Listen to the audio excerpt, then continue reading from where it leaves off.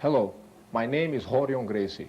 With the increased popularity of our self-defense system, the time has come for us to introduce the first series on the basics of Gracie Jiujitsu. I feel confident that the simple techniques that you will learn on these videos will increase your effectiveness on self-defense. In this first tape, I will address how to close the distance between you and your opponent, also known as the clinch. This is where grappling starts. I'll also show you some basic takedowns and how to stabilize your position once you get on top of the opponent.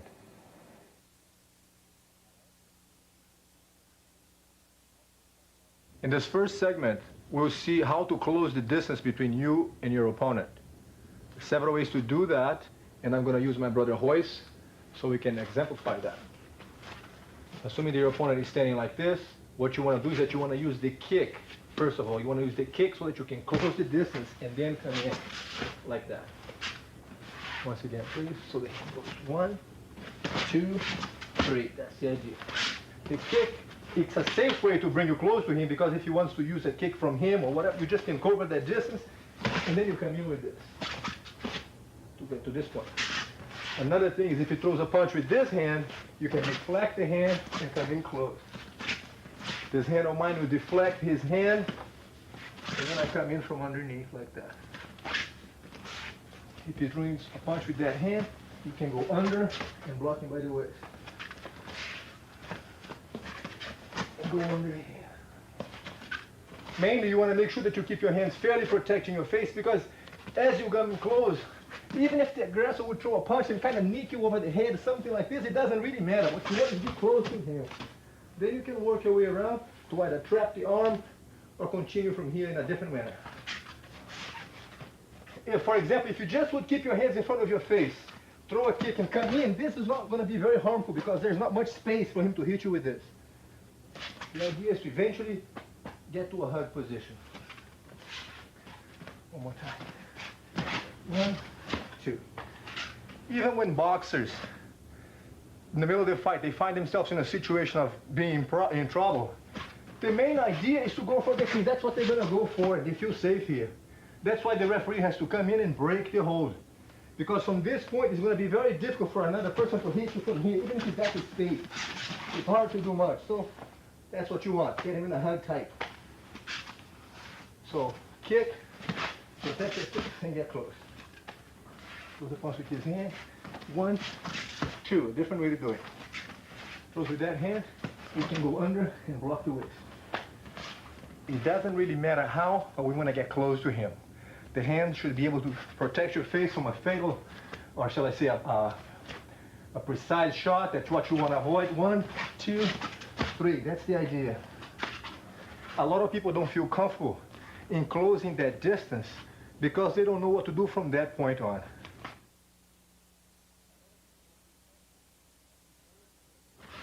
We will now address some ways to take the opponent down once you get to the clinch.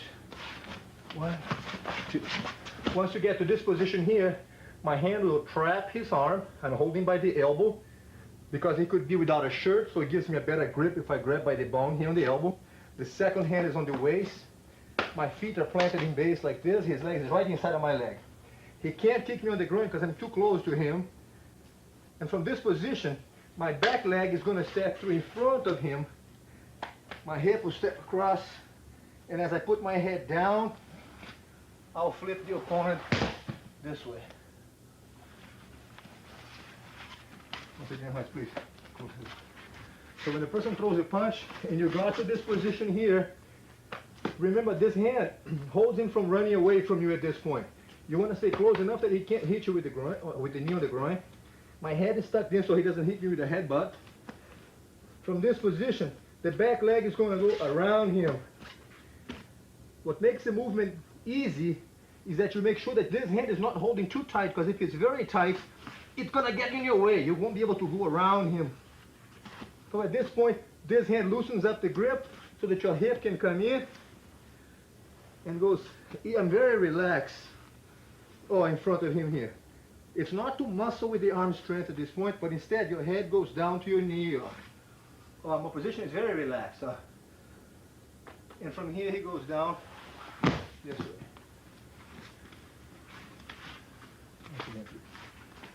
So it's 1, 2, trap the arm. Make sure that you trap the arm here, over his arm. Second hand, behind his waist. Head stuck down, leg goes in the front. The hip, very relaxed, goes in front of him. Some people have a tendency to step out, and that throws me off balance. You don't have to put your foot outside of his leg. You can just put your foot right here, so both feet will be lined up with his foot like a square. 1, 2, 3, 4. Right there. From here, you bring your hip in, and my hip is what's going to lift him up as I straighten my legs up. There's no arm strength on the movement. 1, I'm relaxed. Oh, as I put my head down, and fly over. All right. Okay. Another way to take your opponent down when you go for something like this is that you're going to find yourself behind him. From here, because I'm holding him by the waist, it's going to be hard for me to step in front of him at this point. So what I want to do here is that I'm going to brace his foot and sit back with him, end up on top of him at this point.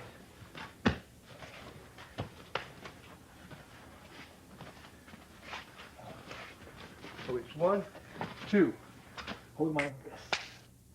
So now I'm going to stay close to him here. From here, he's got his center of gravity very low. I'm going to block his leg, sit back, and go with the flow at this point. Let's make sure that we notice that when I sit back, you don't want to land on your elbow. You want to roll over. So it's a kind of a very smooth motion. Or natural, hold it, bring you here, put your hands on the ground. Please watch once again. 1, 2, he's going to struggle at this point. My leg goes behind him and I sit back so that I can end up here, my hands on the ground, and I'm on top of him now. Once again, please. 1, 2. 1. And I'm on top of him.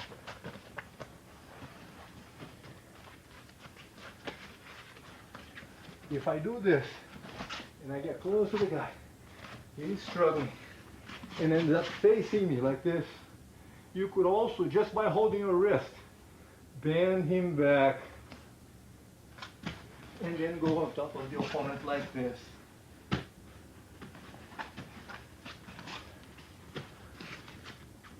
The idea of the clinch is to get close to him and take him to the ground. Once he gets to the ground, he's out of his environment. He's no longer having a chance to punch and kick at you. So that's where his danger is at this distance, for the punch, for the kick. The moment that you get close to him now, he doesn't have the weight, he doesn't have the distance to be hitting anymore. He's too close.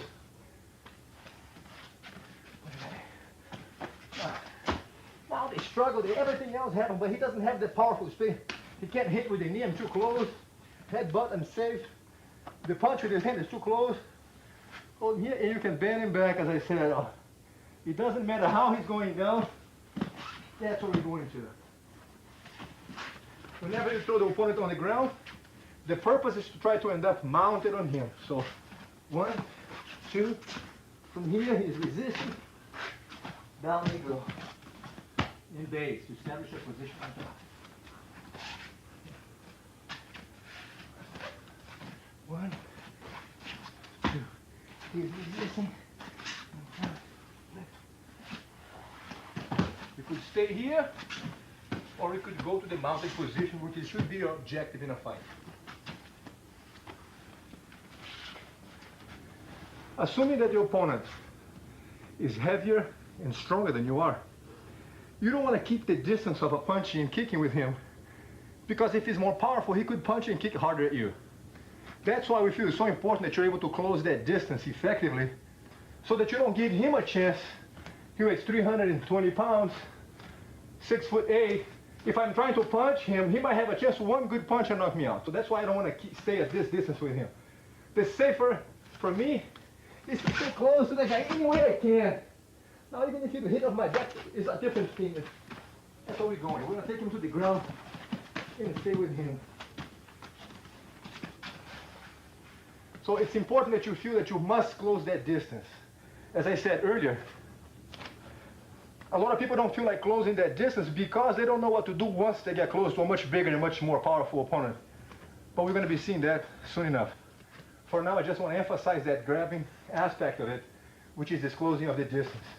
You are far away, so he can't touch you from this point. His hand can't reach me, and his foot can't touch me. Knowing that, he knows he has to get closer. That's when I come in with my move and grab him here. So the whole thing is I'm playing with the distance at this point. The hands can catch me, but that's what you want. As I said, there are several different ways to close that distance, and this is just a basic ways to do that.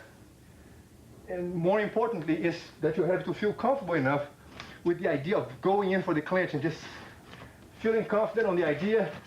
Even if you just do something like this, like the boxers, they don't kick or punch back, they don't kick back.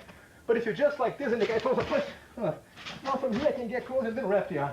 Capitalize on the distance factor, that you stay close, he can't do much from here. 1, 2, 4. 1, 2. How about from our hand? Till you get in here. So once you get close, you can take him down this way and then mount. That's one move.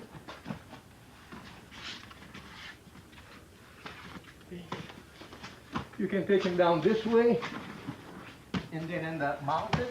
How would you do it?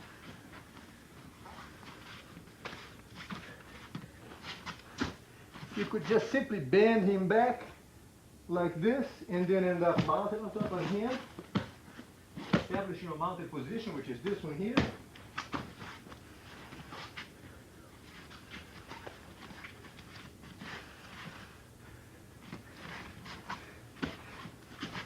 Or if he's pulling away from you, then I feel that I can't step in front because I would lose my balance.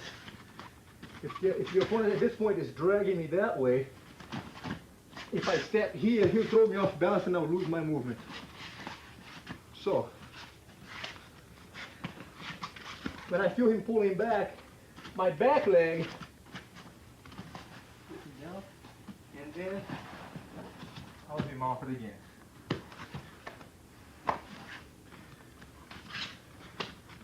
So from here, I go for the kick, block. If he's resisting that way, the back leg will hook his leg, put him on the ground, and then go to the mounted position.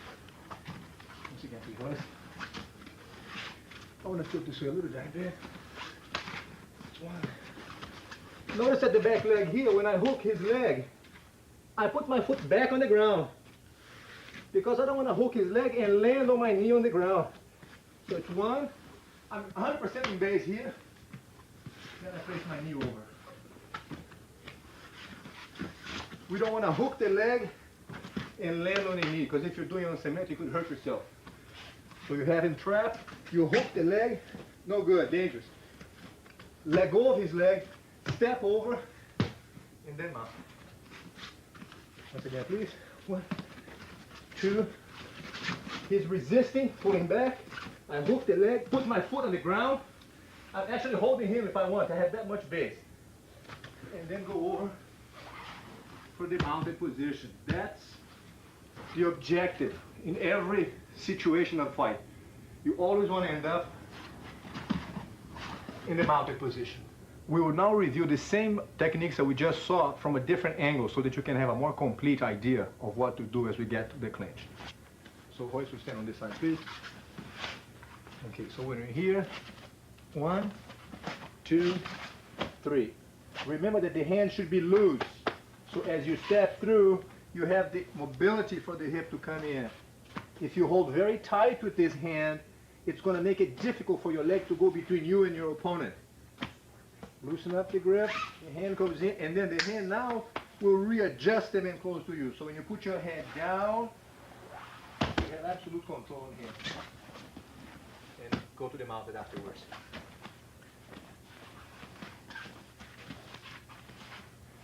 So the kick to make him flinch. 1, 2, 3. Gotta hold it down. Step through. The hip comes in. Relax.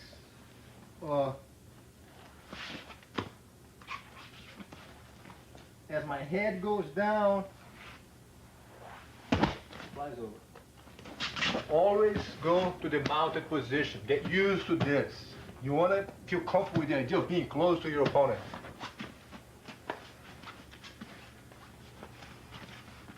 Another takedown is when he throws a punch with this hand, you deflect the hand and get close to him here. He might struggle at this point, you just establish a base, and then when you brace his foot and sit back, that's where you're going to. And again, spread your hands to end up in a mounted position. Please observe that in this position here, when you brace the person's foot, you don't want to pull him over your chest on top of you. That's not the idea. The idea is to bring him next to you, folding your arm in. That's what you want. So I'm not going to bring Royce to land on top of me. I'm going to pull him next to me. So it's this way, get close to this, base, around me, and I'm on the ground here. Then brace myself and end up on the mounted position once again.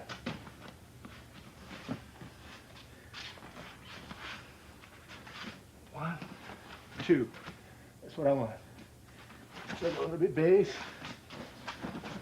That's the move. End up on the top position again.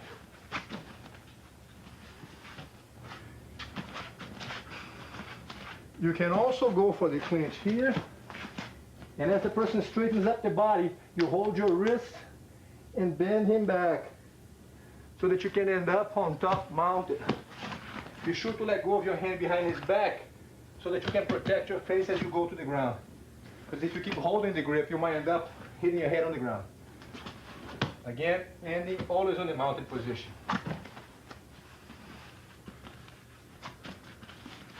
One, two, 16. You can bend him back simply by folding him back by the waist, or you could hook the leg also if you want. And they stand up mounted on your opponent like this.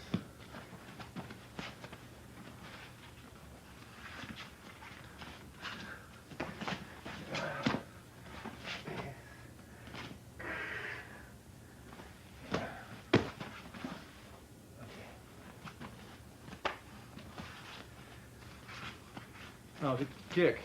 The idea is to aim at the opponent's leg, right by knee height. If he moves back, your kick is going to be used as a step so that you can use that to close the distance. If you stay here, you're going to hurt him on the knee. So I'm doing this, 2, and then holding the waist.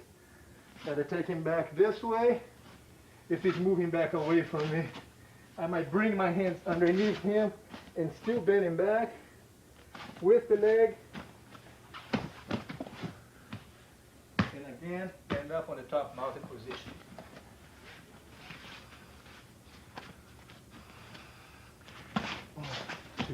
If he's walking back, my leg will fish his leg with this, hook, and mount it again.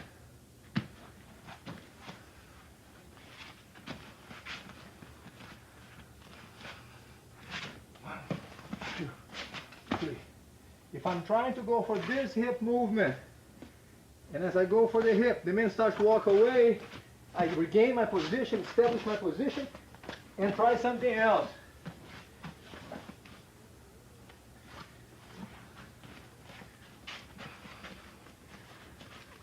So a quick recap on the whole sequence here. 1, 2. You can be over the arm or under the arm. 1, 2, 3. The hip. Head down. That's one way.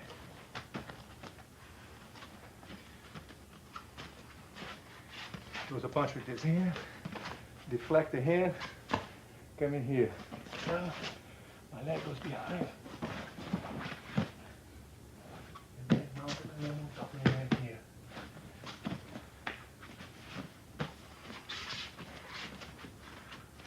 throws a punch with that hand, you can go under, hold him by the waist. From here, you can do this, back, and end up on top of him again. Mounted position.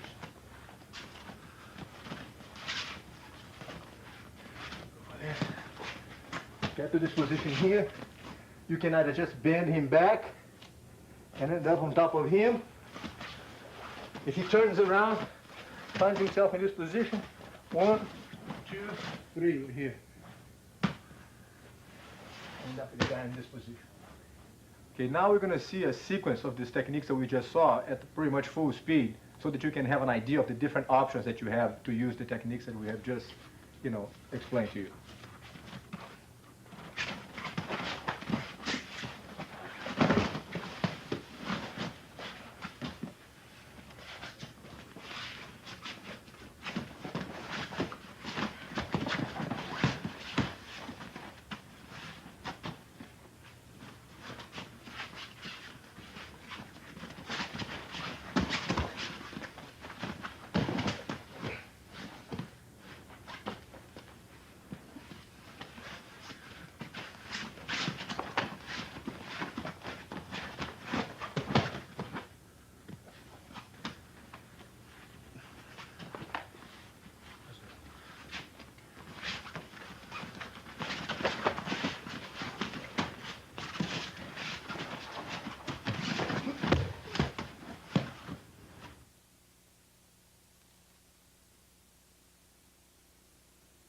We have taken the opponent to the ground.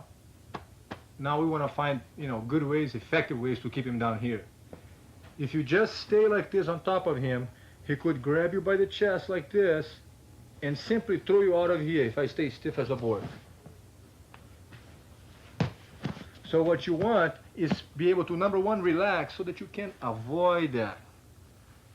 In other words, you don't want to give him a chance that there's no resistance. I don't want to be stiff that he can push me out. Instead, I'm going to relax my body and my arms are going to drive through inside of his arm. So he doesn't have a chance to develop the power of his move. I'm always going to be deflecting that. So he tries to push me out. I want to bring my hand through as if I'm swimming inside of his arm. This is the kind of motion you want. Like this. Always keep one hand on the ground. So as you're doing this, you have the base and the balance of using the ground in your advantage. That's the move you want.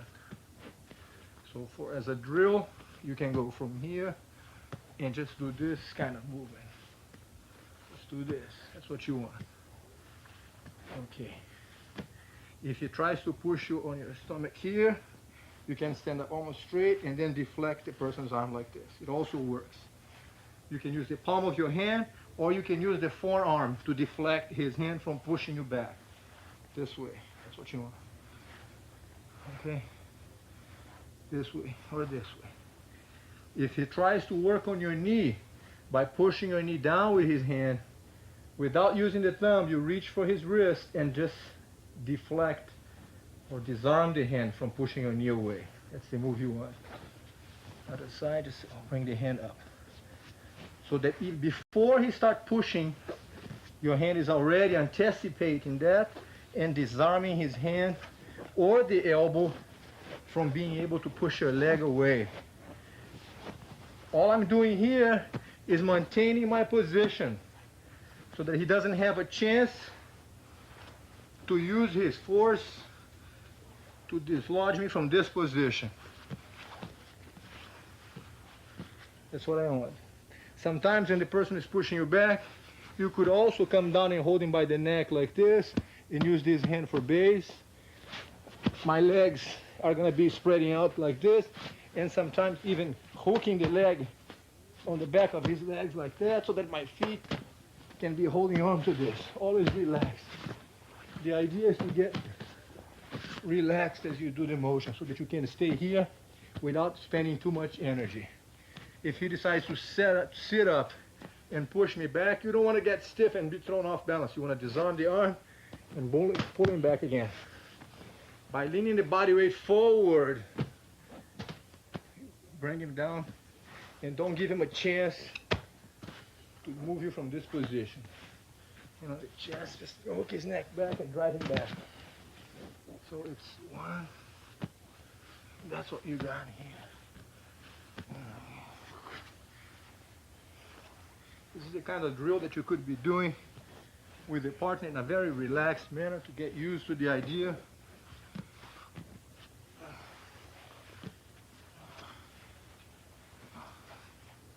What was? Pull him back. Other side. Base. Push the elbow here. The hand disarms the elbow. Yes. He could also think about turning at this point. You wouldn't want to leave your legs holding too tight, because if your legs are too tight and when he rolls, it throws you off because your legs are so tight that you lose the position. What you want to do here is as soon as he starts to turn, open your leg a little bit so he will turn, and you just let him turn and he stay underneath you. Other side, the same thing, so that you can always stay on top of him. But the legs should not be trapped underneath him. That's the move right here. So the hand's pushing my chest. I will deflect, turning my body sideways slightly. As I do this, it makes it narrower to go inside of his arm. This move. He puts the hands on my stomach here. I deflect the hand this way so that I can stay on top. He wants to work on my knee. I'll disarm the hand. Same thing if he's using the elbow. I'll pull the elbow away so he can't use it. He sits up, I'll drive his neck back and rest my weight on his chest. And just lean the weight, relax forward. If he turns, I'll spread my hands and open my legs so he doesn't sit and roll over my leg. But I can keep the position on top.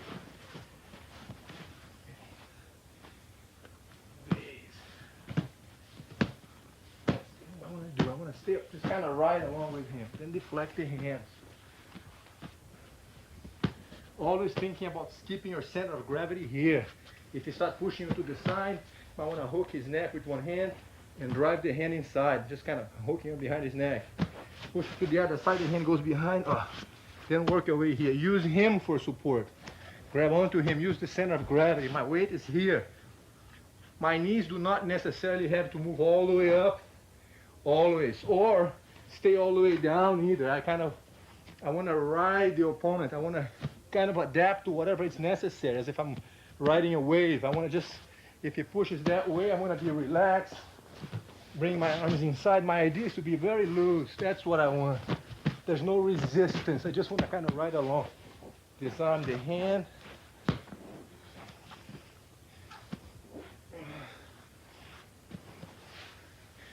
The hands are whatever feels comfortable for you. The idea is to deflect the movement so that he can't use the power against you. There's no resistance. Drive the weight back. Relax the weight. Just kind of take your time. Wait for him. Let him get tired. In a real fight situation, the opponent is going to get so excited and so nervous about being down there that he's going to try to muscle his way out. You should be able to capitalize on that by letting him spend his energy trying to muscle you out, and you just ride along and wait, because he'll lose it to himself. He's going to be so exhausted at that point that he won't have anything left. So if you just can take your time and wait and ride a little bit, he's going to get exhausted, he's going to get very tired, and by that point you should be able to apply some finishing holds that will do good for you. We'll now give you an example and summarize the techniques that we saw on this tape.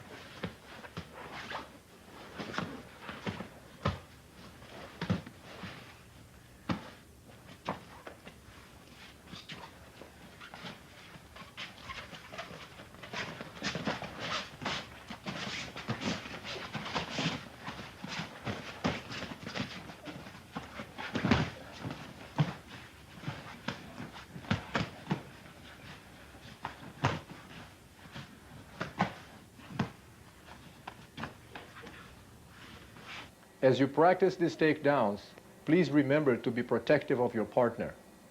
This concludes tape number 1. On tape number 2, I will show you how to deal with the mounted position.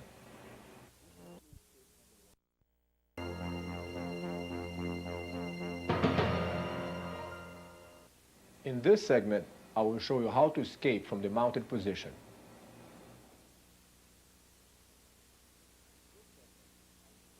This is the mounted position. I'm mounted on hoist. It happens to be the worst position for a person to be in a fight is down here.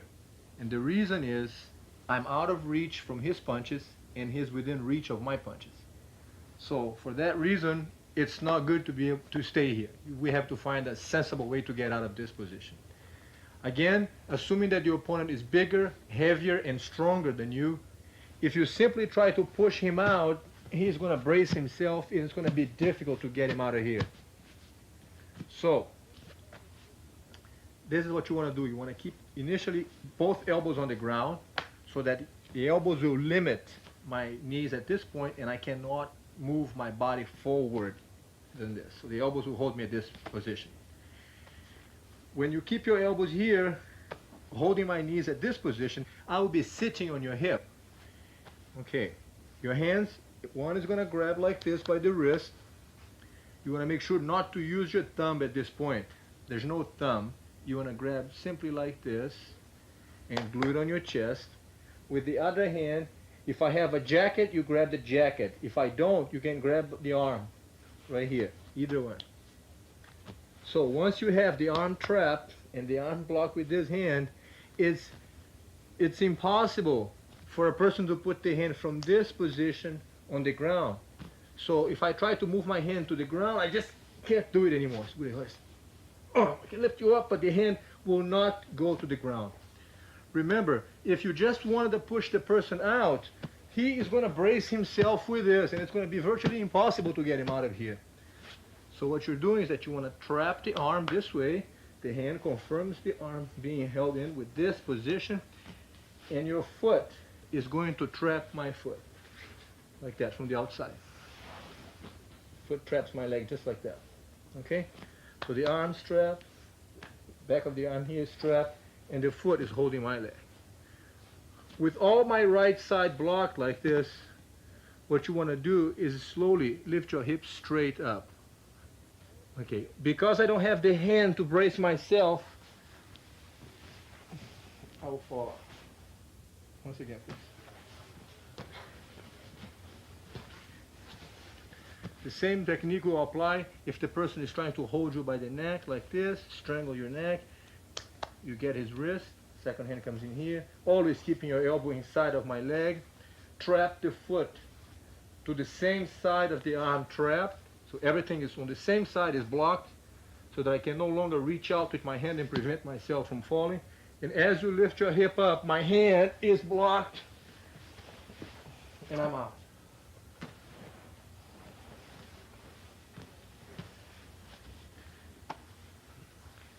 Other side will be the same thing. Hold the wrist, block the arm, keeping the elbow in here, lock the foot, and as you lift your hip slowly straight up, I don't have the hand, and I'll lose the balance.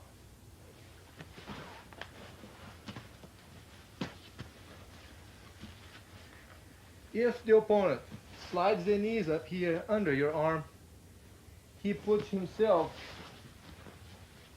away from your hip. So if you would lift your hip up now, it no longer moves me forward. If I'm sitting back and you lift your hip up, it throws my weight forward. If I'm here and you lift your hip up, I don't lose my balance anymore. So it's important that you keep your elbows here for that reason. As I said, if I am able to sneak up my knees in here and you lose the possibility of lifting me up with your hip, you would then squirm up a little bit this way, regain the position with your elbows inside of my legs. Now, trap the arm, both hands, lock my foot on that side, which is the same side of the leg, and then lift your hip up and roll him out. Other side, please, boys. Hold the arm this way, lock the foot, Lift your hips straight up, and I don't have the hand, and I'm out.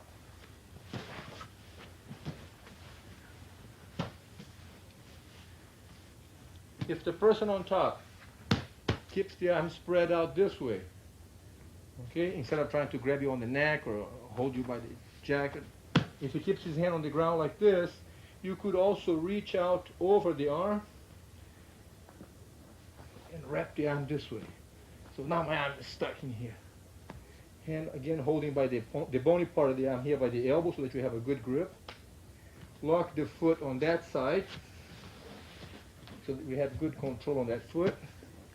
This hand here, you could simply block my arm this way, okay? And then as you lift the hip straight up, my arm again is blocked, and out he goes. The idea is to block one side completely, because if you just try to push the person out, he is going to brace himself instinctively by spreading the hands on the ground. So if you know that he needs that kind of base, and you can trap one arm, he doesn't know what that means. He's only going to realize what that means after you lift your hip up. Lift your hip up, boys. I can't have the free hand anymore, and I'm out. So if he keeps the hand spread out like this, you can reach out over the arm, trapping my arm. Remember that when you practice this with a partner, be sure to close your fingers at this point, so when he lifts me out, you don't leave your fingers bending backwards. So close your hand like a fist, so as the person on the bottom lifts you up for practice, yes, you don't hurt your hand. Okay. If the person's got the arm across the neck and he's squeezing your neck, the idea is the same, is to trap the arm, control the elbow here, behind the elbow, lock the foot on the same side, always the same side, the arm and the leg on the same side, to make sure that I cannot step out or brace myself with the foot or the hand on that side. So as I lift the hip straight up here, my arm is blocked, and I'm going. Other side, please. Trap the arm, lock the foot on that side. There you go. It's always the same side. And then lift the hip straight up. My arm is blocked, and it's going. When you roll the person out,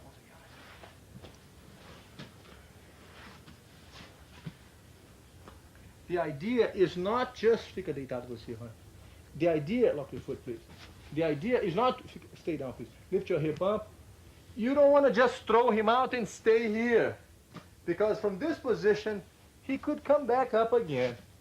The plan is when you trap the arm, is like you lift your hip up and you keep going with him. In other words, your body will drive him all the way out. Move up a little bit. The idea here is that you lift your hip up and then you drive him out. That's what you want. Trap the arm, lift your hip up, lock the foot on the same side, lift your hip up, and instead of just throw him out with a bouncing movement of the hip, you want to lift your hip up and roll out so that you land on your knees afterwards. That's the plan. So if I'm grabbing his neck, he'll confirm the movement, trap the arm, hold the wrist, lift the hip up, and he goes with me. Right, to ensure that he lands on his knees afterwards.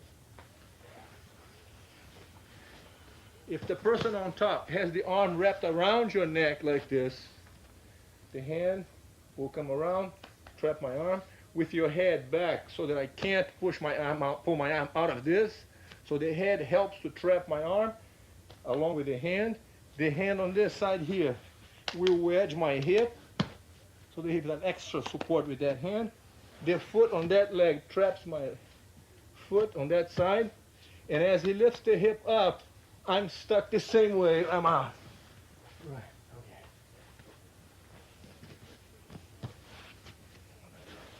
He's got your neck here, confirm his grip. Make sure to use your head back so my arm doesn't get out of here, doesn't come out from underneath your head. Wedge the hip with the hand like this on the hip bone, lock the foot on that side, and lift your hip up. Yes, and out it goes to this kind of movement.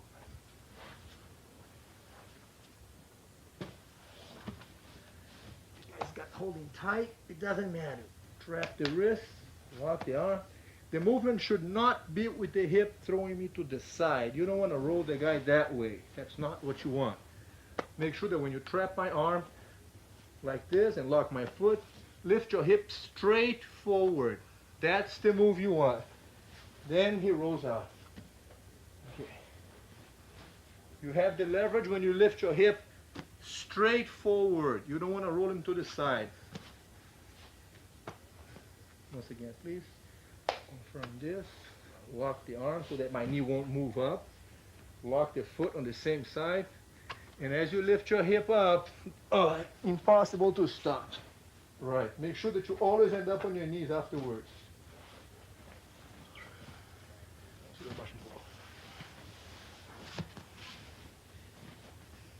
The person is holding you by the wrist. You could confirm his grip. Even if you can't use this hand holding my arm, it's all right because I'm almost committing to the move as I grab your wrist. If the guy is so much stronger, so much more powerful that you can't move a finger at this point, take advantage of the fact that he's holding your wrist, lock the foot, because if I don't put my hand on the ground, I'm going to lose my balance. So even if I would hold your hands like this, lift your hips straight up, the fact that I don't use my hands throws me off balance. Again, please.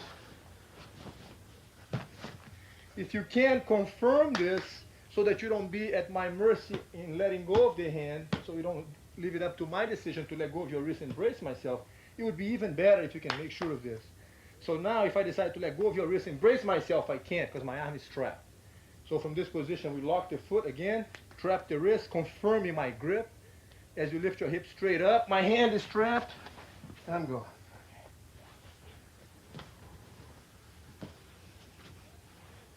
If the person were to grab your arms or something like this, here we go again. Second hand goes under. It's always, the idea is to trap one side. If you can prevent my hand from spreading the base and saving myself from falling, I'm out of here. So the trick is to hold the arm, keep the elbow closed so my arms can't get out. Now lock the foot, and as you lift your hip straight up, I don't have a hand anymore. That's what gets him out. Remember, only lock the foot on the same side. Change that here. On the same side of the hand. So if you're trapping this arm and locking this foot, you don't want to have this foot locked also. Because if you lift your hip now, that back leg of mine could hook onto the leg. So if you're here and you have the arm trapped and the leg trapped and you lift your hip straight up, my other leg could save my balance. Could prevent me from falling. So you want to make sure to not not trap the foot on one side. So you hold here, lift your hip straight up. I don't have the arm, and I'm going. Okay.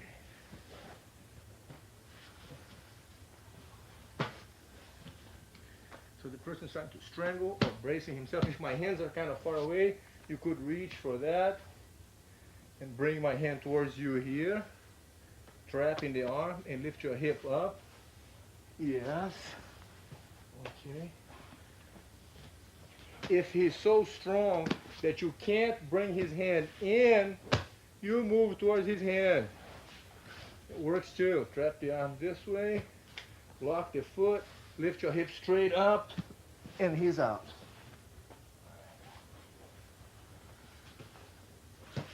Other side. Once you grab the arm, he can't get the hand out. Lock one foot only, lift your hip straight up. Yes. Always end up on your knees.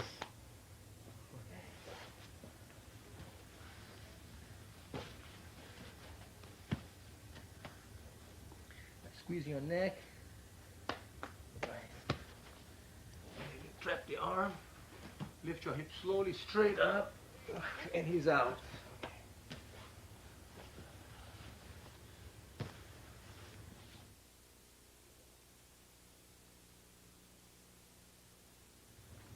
As you practice these techniques with your friend, you will see that soon enough, as soon as you start feeling comfortable with the escape, your friend's going to start making things more difficult for you. Go ahead, hoist. With this kind of thing. He now is going to start getting smarter. So as you do that, he might try to untangle the foot to brace himself from falling that way. which is going to take us to the next way out, which is the elbow escape. Okay. Lock your foot, please. All right. So if I'm here, and the person now makes a point of untangling the foot, when Hoist traps my foot, if I start doing this number, so he can't catch my leg. Okay, we're going to do the elbow escape, which is when your elbow goes under my leg, from here, bring your knee underneath my leg, hook my leg with your foot, put both hands on this knee, slide your hip away, and bring the legs around to put me in the guard. Once again, please. That's right. If the person is here, he's got the legs spread out so that you can't catch his foot, he's doing one of these, you can put your elbow here, or you can help with the hand. Usually it's called, the elbow is the first thing to start, so we call it the elbow escape because his elbow is already in this position. So the elbow brace is here, right? Then you put your hand on the knee like this, move your head back so that you can put your hand on my knee like this, and slide your hip back so that the bottom leg comes under, hook my leg, hands on the other knee, scoot your hip away, and bring the leg out, crossing the legs behind my back on the end. Once again. So the elbow escape is like an emergency exit. It's an extremely effective way to get out from this position, and it's almost impossible to prevent that from happening. Okay, from this position here, if I'm preventing Hoist from trapping my arm, keeping my base very spread out, he can go for the elbow escape by putting the elbow and then the hand. Turns his body sideways. Instead of pushing my knee with his hands, the hip is what moves back. My knees staying on the same position. His body is what's going to slide away. Then he puts the hand on the knee, bring the bottom leg out, catches my foot, slides the hip back the other way to bring the knee under, to then cross the legs behind my back. Okay. I want to show a drill here that's going to make it easier. Okay. The idea is from this position here, laying down, you want to keep your foot planted on the ground and your shoulder on the ground so that you can swivel your hip under. That's the move. So that when you go for the elbow escape, you put your elbow on the person's knee and the hand, use your foot on the ground, and this leg flat on the ground so that you can slide your hip away. Bring your knee inside his leg, hook it, hand on the other knee, plant this foot on the ground, and slide your hip away. Bring the leg out and cross your legs on the end. Once again, so from here, the elbows are on the ground next to the person's knees. It's one, like this, one, get the leg out. Two, get the leg out. What makes it easy to move my hip is that I have my weight, my hip off the ground. My hip is off the ground. I'm putting the weight on the foot, and my hip swivels underneath. So it goes under and out, and under and out. That's the move. So that's a very good drill from laying down position like this, elbow on the ground, and scoot your hip away. Elbow on the ground, scoot your hip away, and eventually cross your legs. Please.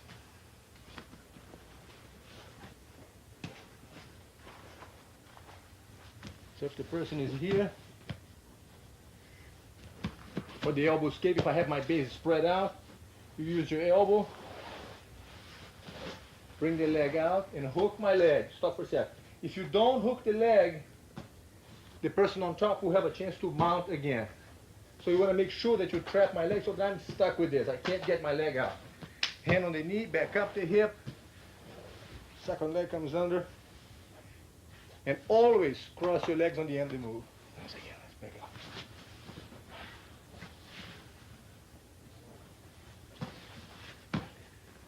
So if I'm here, move is wedge your elbow on the knee. Slide your hip away, get the leg out and trap my foot. The hip is what moves. You don't want to push the person's knee away. Instead of pushing a heavy person knee away from you, let the knee be there and just slide your body away from him. One more time, please. If I'm in this position, that's the move. I'm staying, my knees will stay planted on the ground. His body is what moves away. Okay. If the person is here,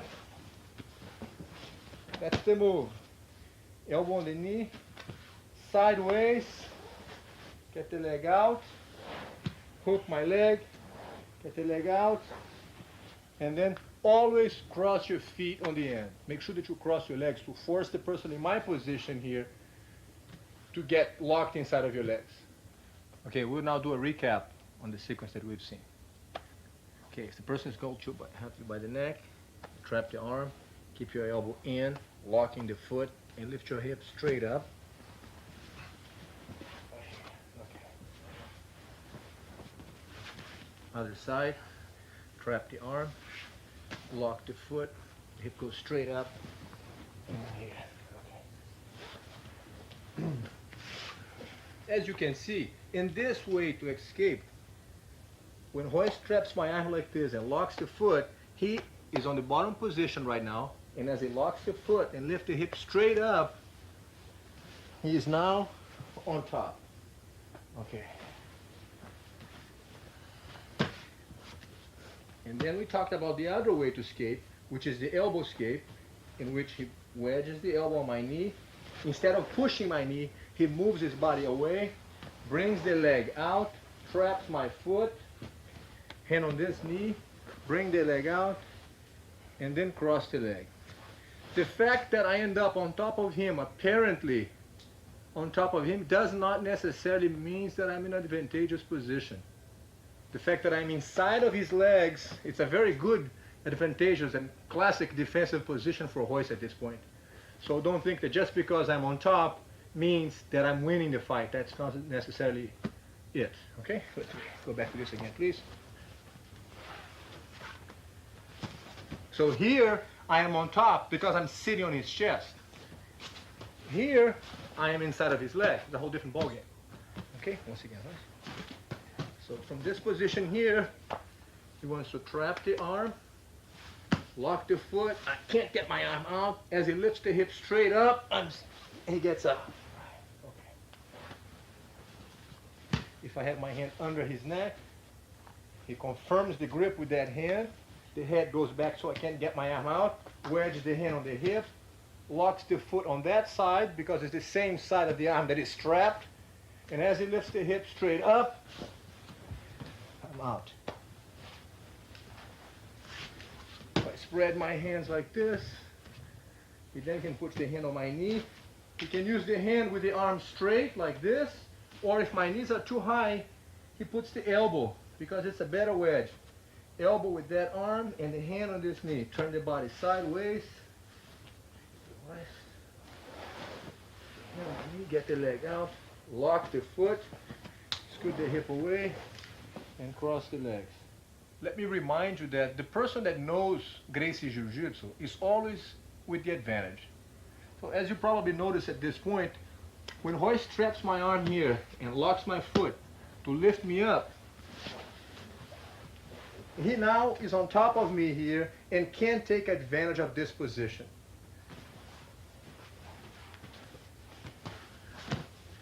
When Royce does the elbow escape and gets out like that, I am now inside of his legs or on his guard. And if I don't know what to do, it's bad news for me. So because he knows the techniques of Gracie Jiu-Jitsu, even though he's on the bottom, he still can capitalize on that. So the fact that he's on the bottom doesn't necessarily mean he's losing, or the fact that he's with the legs in this position, because he knows what he wants, he still can get me out and be on top and capitalize from this position also. Let me also include in this sequence that when he's doing, he traps the arm, locks the foot. If I step out, he can change from one movement to the other. He hooks my leg. If as he's trying to do the elbow escape, or sliding the hip away, I put my weight on top of him, he can now, go ahead, roll the guy over to the other side and end up on top of him here.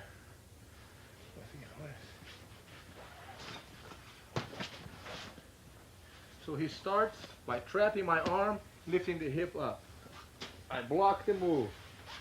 He defends that. As he scoots the hip away to put me on the other, I catch him here. He now rolls the person to the other side. And he's on top of me here.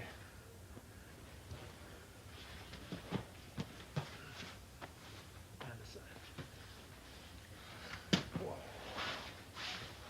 2. Yeah, over here. And he's on top.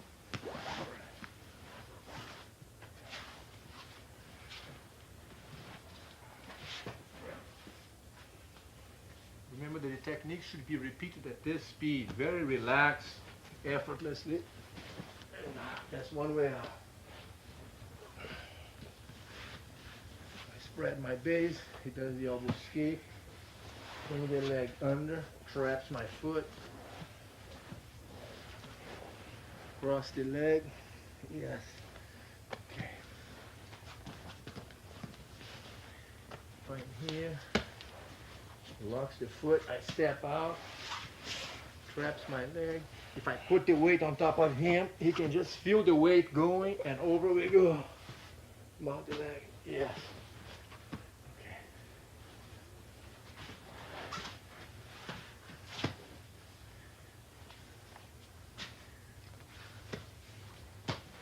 Change it from one escape to the other escape. Hand on the knee and cross the legs.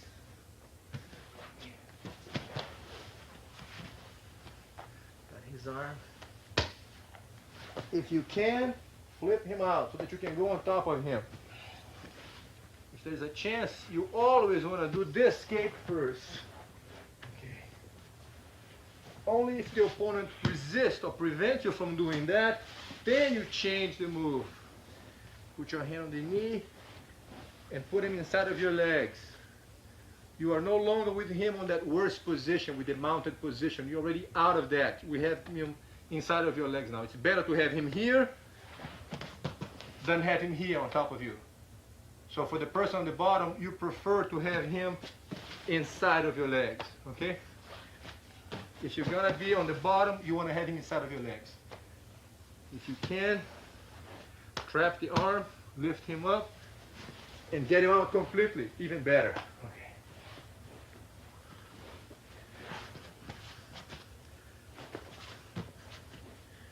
So if the person is here and grabs your neck and you trap the arm, and he now does this, he changes. As I hold on to his neck, he feels the weight. Changes to this.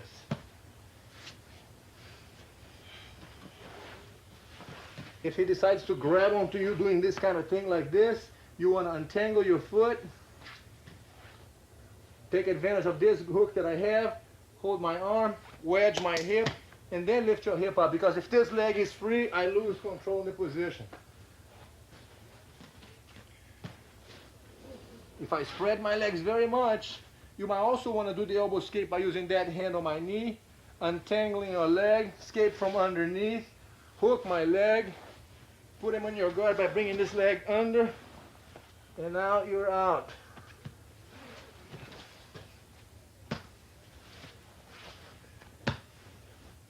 Same thing, please. Do this, bring your leg under. If I resist and hold on tight, take advantage of his weight.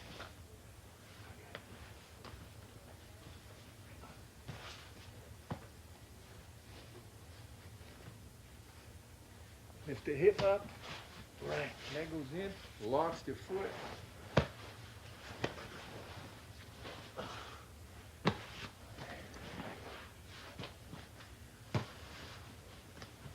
If when you're doing this, he does to escape with the arm. And as he tries to put me inside of his leg, I hold on to him. Go ahead, move your hip away more. and I'm too heavy, he can always go to my back to end up on top anyways.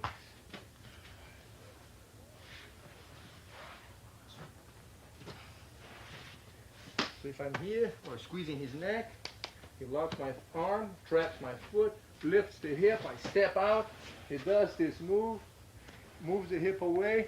If I stay real low to the ground where he cannot flip me over because I'm too heavy, he just climbs over my back and ends up on top of me here.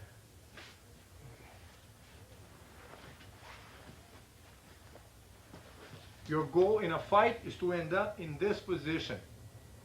As we talked about, I'm out of reach of his punches, and I can reach it with my punch. Plus gravity is on my side. I have much more power hitting him going down than he would have trying to reach up at me. But not only for the hits, because there's more techniques to do in a fight than just trying to punch somebody. It's a much safer position to be in. So if you're on the bottom, you want to walk, through these techniques, you want to rehearse these techniques enough times at this speed that we're doing so that you can be very comfortable with the movements. Remember to feel for the balance. Repeat the techniques and they will become reflexive action. This concludes tape number 2. On tape number 3, I will show you how to pass the guard.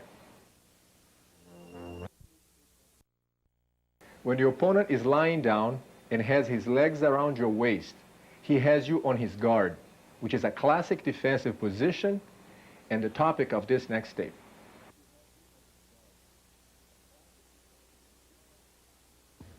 This is the guard position when the person has the legs wrapped around your waist.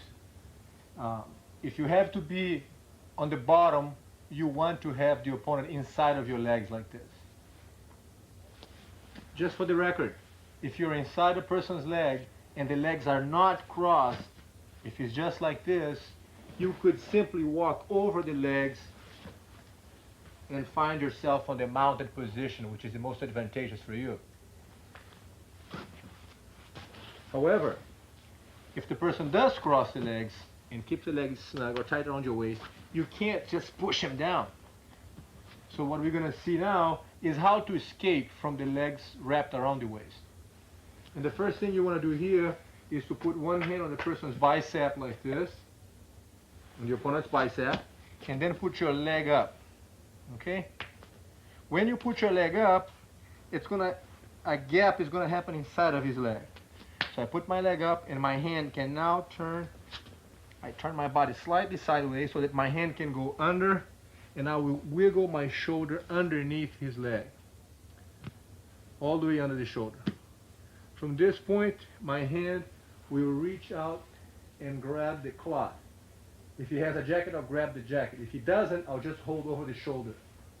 The idea is the weight of the leg is being carried by my body, not by my arm. I will grab the cloth, shift the position of my legs, putting the back leg up and the front knee down on the ground. And from here, I want to drive his knee towards his head this way, so that I can then put the elbow on the ground and then let my weight come across the side, establishing my position at this point.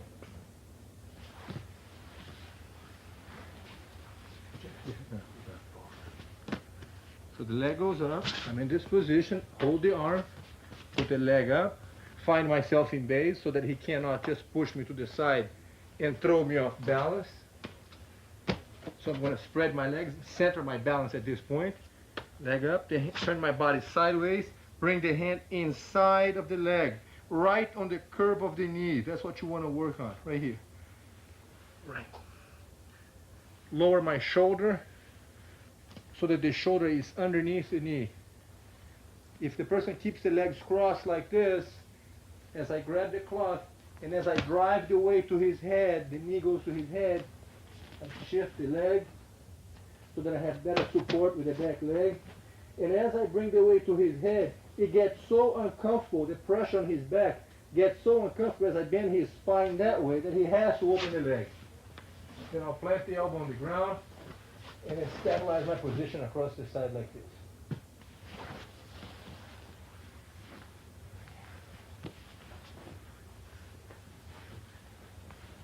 following this person's leg. If the legs are not crossed, I'll just walk over. 1, 2, I'm set. If he does cross the legs, I will put the leg up, thinking of my balance, no rush, hold the arm. This hand goes inside of the leg, inside of the leg. I will lower my shoulder. Sometimes I will use my knee to wedge his leg here so that he can't go down, while I'll slide my shoulder. So my knee is actually helping to put his leg up on my shoulder. Actually, my knee is helping. When I grab to this position here, I'll drive the weight forward until he opens the leg. Then I'll establish my base here and relax it this way or this way if they get time.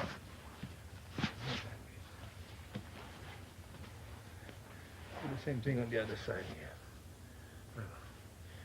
Leg up. My hand goes inside of the leg. Don't muscle with the arm.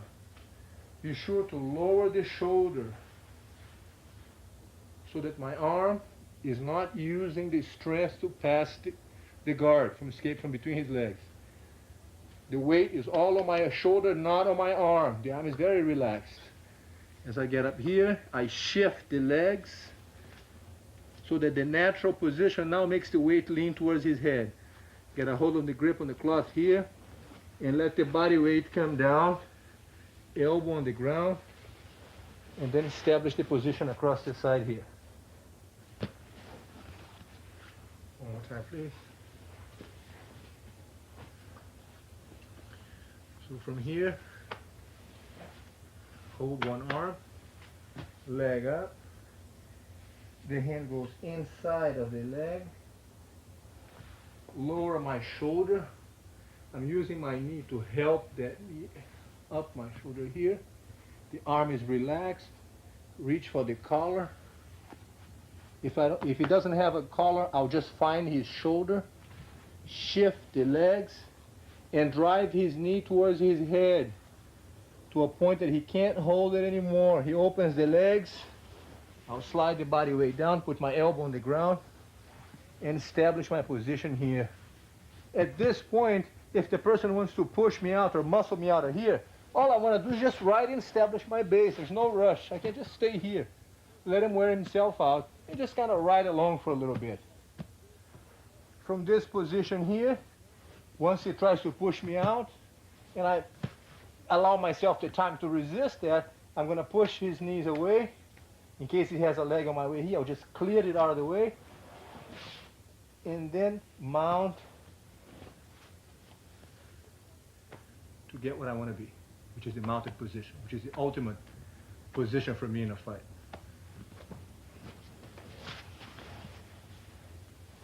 I'm here, trap the arm, leg up, hand on the same side goes inside of the leg, lower my shoulder, the hand now finds the collar, turn the legs around, drive the weight to his neck until he gets so unbearable he has to open the leg. Then I'll put my elbow on the ground and establish my position here. He tries to push me out, I'm just going to use my hands to establish my base, or put this hand on this side, on the back of his hip like this. Then change the position of the legs, push his legs out of the way, and mount. Back on the mounted position.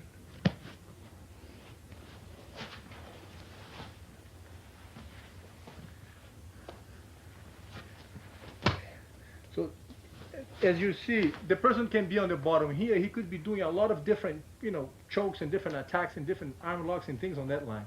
Right now, I'm looking from the point of view from the person in my position who knows what he's doing. I mean, the person in my position here is the one that does know Gracie Jiujitsu.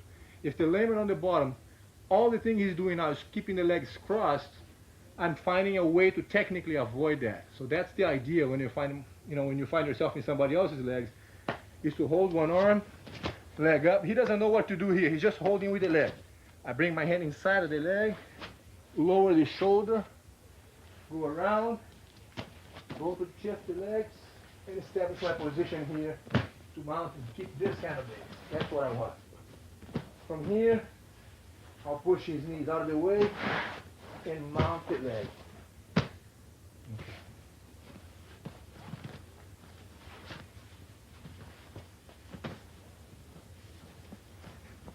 One of the things that will occur as you're practicing these movements is sometimes your partner is going to hold the leg very tight. He's going to hold tight, and you're going to find that to bring this hand inside of the leg, it gets very difficult to bring the hand in. So you're going to find yourself having to use strength on the arm, which is not what you want. Remember that the idea behind all the techniques that we're seeing is to find an easy way to execute and accomplish the position that you're looking for. If it takes strength, something is not quite right. So you put your leg up, turn your body, hold the leg tight please. I'm going to turn my body sideways so that the groove of his legs will go like this, will get out of sync from my hip. Right now he's got a perfect fit with the curve of the knee around my waist. But when I put my leg up and turn my body sideways, a little gap happens right here on the knee. So I'm going to bring my hand on the bend of the knee, hold the leg tight, and he's holding my leg, my waist very tight. Hard for me to bring my hand in. I will bring my knee back down to the ground. I'll put my hand on the ground, and he's holding tight with the legs. But my hand stays on the ground. As I move my body away, his knee slides towards my shoulder. And I didn't have to push my hand in, but instead I move my body back. From this position here, this hand can feed the cloth to this hand.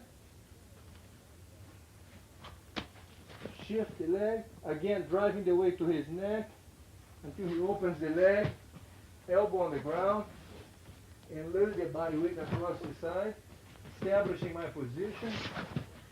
And then sometimes this hand goes to this side so that this leg does not go underneath my body. I'm blocking his leg with my arm. Push the knee away and mount the leg.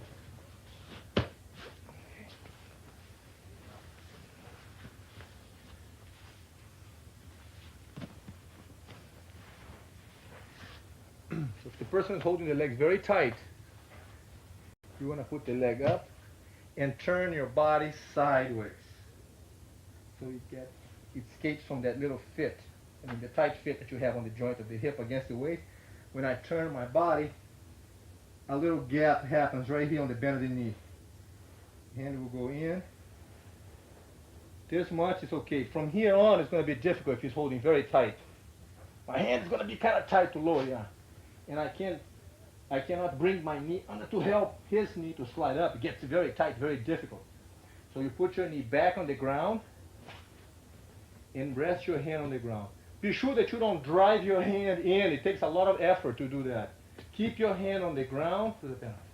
Keep your hand on the ground and move your body back. Slide away from it so that the knee automatically comes up to my shoulder. My hand didn't push in. I just stayed with the hand. I moved my body away. But now his leg is here.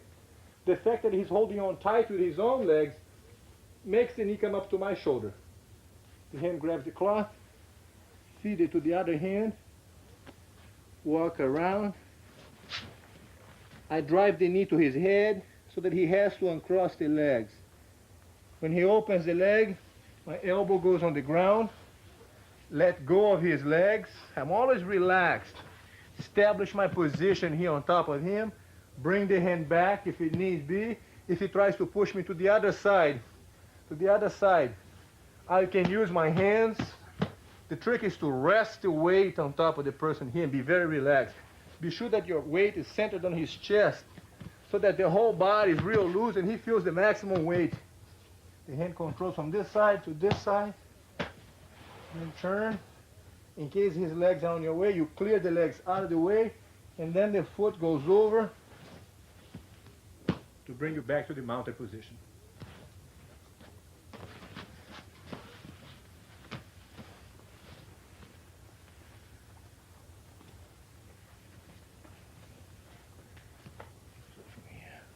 1.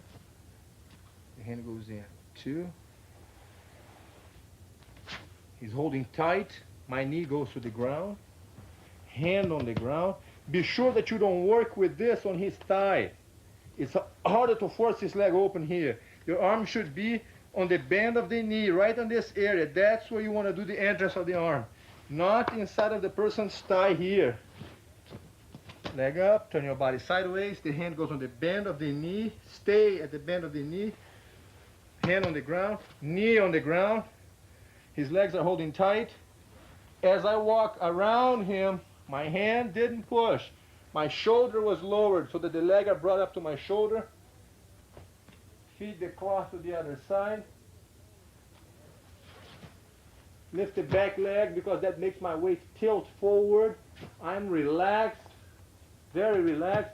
He's pushing me back with the legs, but there's not just a weight. My own body weight is going to make him feel uncomfortable. He opens the leg, very relaxed at all times. Establish a base here.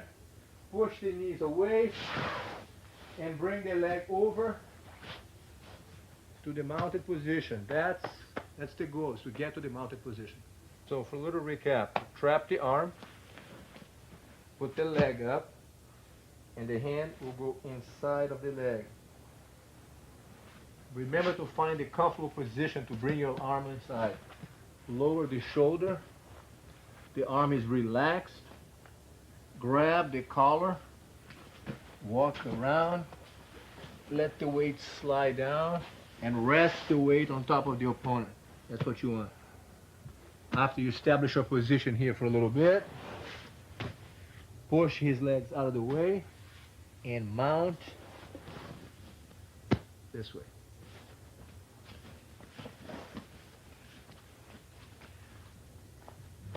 Sometimes when you're getting ready to pass the guard and you do this move or bring your hand inside, the opponent could just open the leg like this.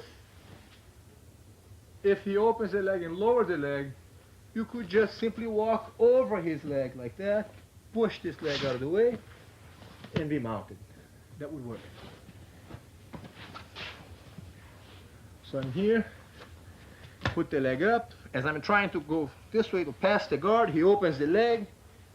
I can just walk over his leg and mount.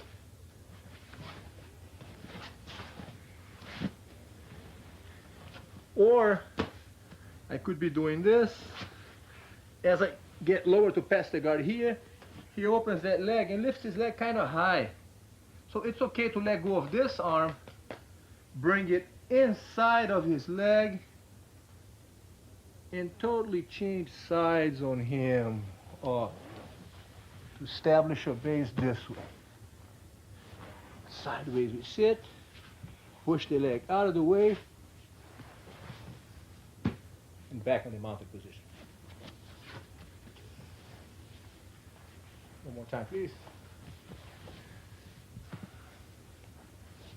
So as you put the leg up to pass the guard, and the hand goes inside, as I get ready to lower my shoulders, he might uncross the legs and leave the other leg kind of high. My hand will go underneath it, across the side. I'm here. Establish my position. Push the legs out of the way and back on the mounted position.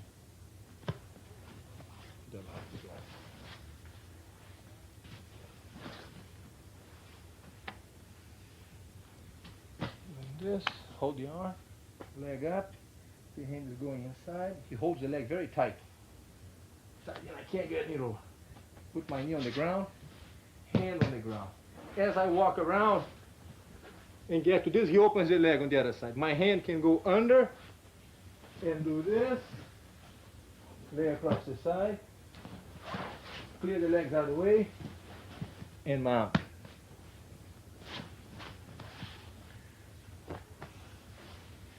Hold the arm, leg up. The hand goes inside, turn your body sideways, lower the shoulder. If he opens the leg and leaves the leg very low, it's okay to just walk over. If the leg is low, it's okay to just step over with your knee here. 1, 2, 3, and mount.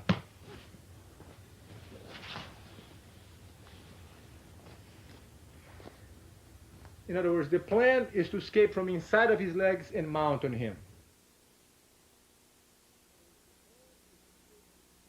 When the opponent is holding tight and keeping you close and holding the legs very tight and moving out of balance, plus attacking your neck with chokes and things on that line, the option is to grab the cloth or hold the arms if he doesn't have a cloth and stand up. One leg, two legs. From this position now, I am out of reach from the arm lock, from the arms for choking me from this position. So what you want to do is that you want to grab both collars with the same hand. When he uncrosses the legs, my knees will squeeze his legs in so that his knees are squeezed in and the feet are pointing out like that. So that my hand can go inside of his leg, lower my shoulder in, grab the cloth, and walk around, leaning across the side, pushing his knee away, and bringing the leg over.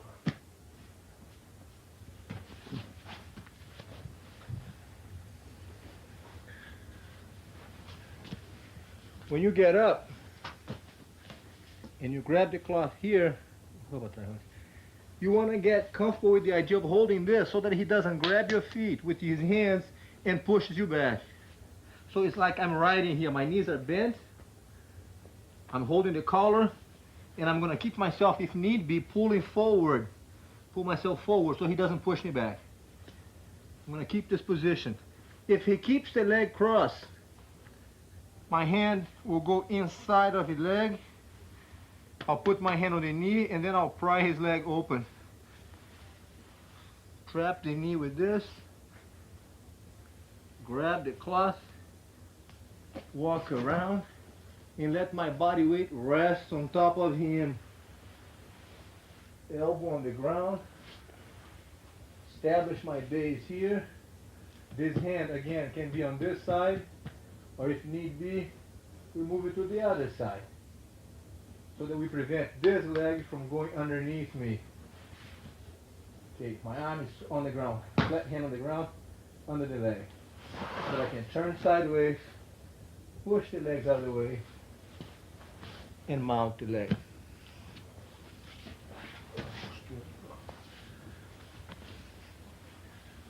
Once again then, grab the collar, put the leg up, stand up here. If you are in a comfortable base, look, the weight is on the legs, on my hip. I'm not muscling him. I'm in a comfortable stance here that the person can easily grab onto me here. I'm out of reach, he can't choke me. I got the collar with one hand. That's the move. The legs will come in and snug his legs this way. So if he grabs my feet and tries to push me back, I have the hands to support myself from falling back. And this hand will fly back. Grab the cloth. I want to keep this snug so that I can come down with this and keep the weight close to him. Establish my position. Change the legs. Push it away. And mount the leg.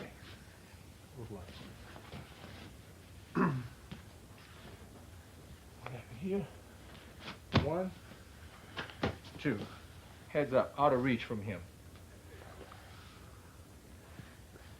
That's the move.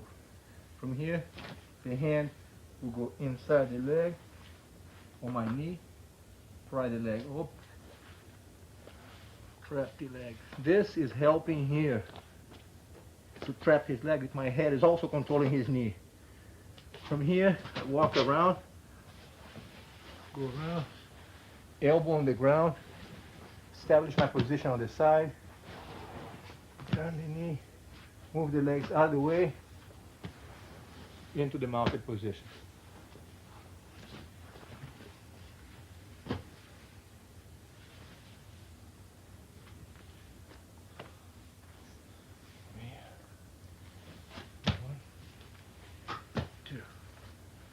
Grab the collar. This position. here. And he opens the legs to try to push me back with the knee, but I'm riding along here. My knees are flexed, are mobile. I grab the grip on the collar. The knees are squeezing in. Everything is controlled. This hand goes behind. Keep it tight. Grab the cloth. Knee goes down. Keep it tight. Elbow on the ground. Establish my position. The hand pushes the legs out of the way and mount the leg. Back in the mounted position.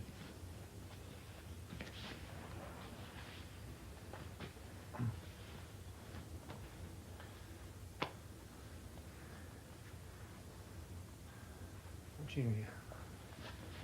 1, 2. If the person is holding me very tight and it's got a good grip on me here, you could lift him up and hit him on the ground. It's a very dangerous move for the person on the bottom. To lift him up and bang, hit him on the ground. So the defense for the person on the bottom would be to uncross the legs. Because when he uncrosses the legs, I can no longer pick him up. He's too heavy on the ground now. So now that he uncrossed the legs, I have the grip on the cloth. The hand goes back. Grab the cloth.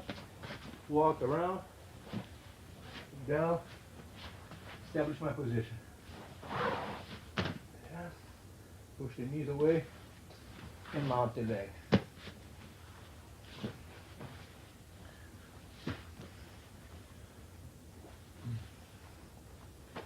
From here, grab the cloth. 1, 2. If the person drops the knee very low, you can just put your knee over. Elbow on the ground. Push the other knee away. And you're in the mounted position. So I got up. He does this move, lowering the knee very much. My knee is already here. All I gotta do is put the knee on the ground, take advantage of that. Elbow on the ground, play the weight across the side, stay very, establish your position here. Then this hand pushes the knee away and mount.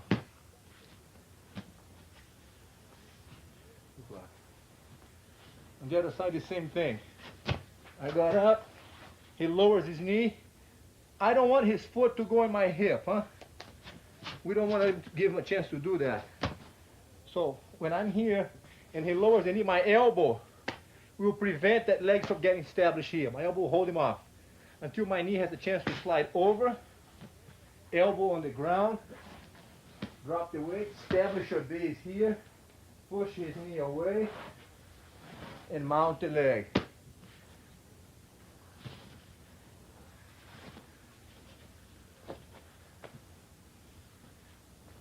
Like we did on the ground, sometimes when you get ready to pass the guard this way,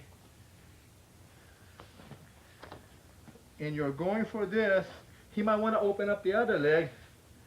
You can go under, grab the cloth, and change sides on him. Base, push the knee away, and mount the leg.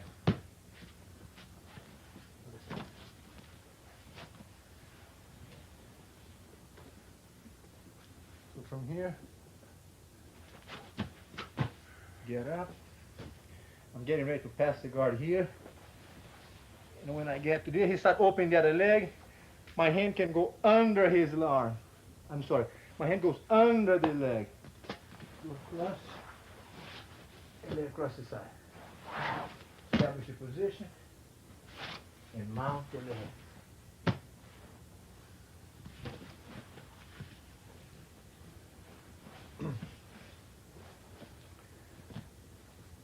Remember that you should follow these sequences slowly and repeat as many times as possible, because getting used to do the techniques relaxed gets the mechanics, you get the habit of getting the mechanics of down. And that's what you want over and over, so that you can be very comfortable with this kind of calm sequence, with the calm repetition.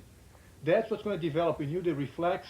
So as you increase the speed of the movement, because you've done it so many times, it's going to become easier for you to execute the moves. Fazer uma vezinha mais rápida aqui. Então, pronto. Now we're going to do a a sample of the same movement a little faster so that you can have an idea of the alternatives that you might develop as you do that. So first I'm going to pass the guard on my knees. From here. The hand goes up.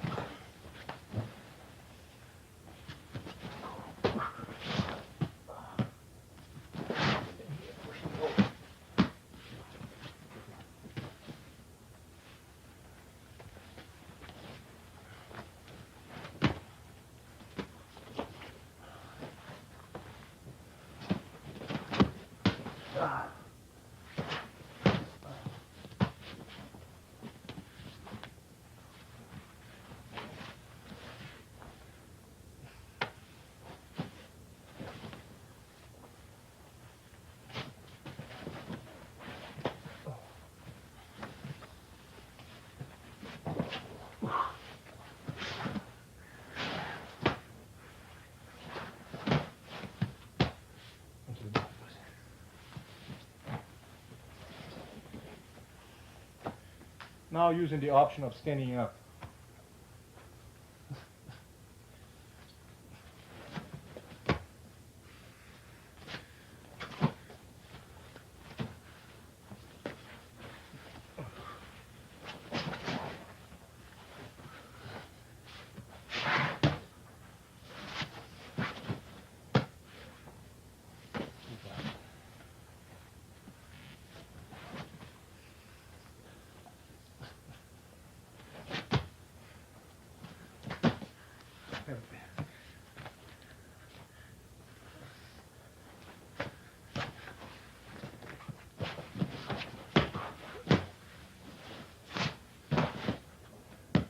Remember to relax and take advantage of your body weight and gravity.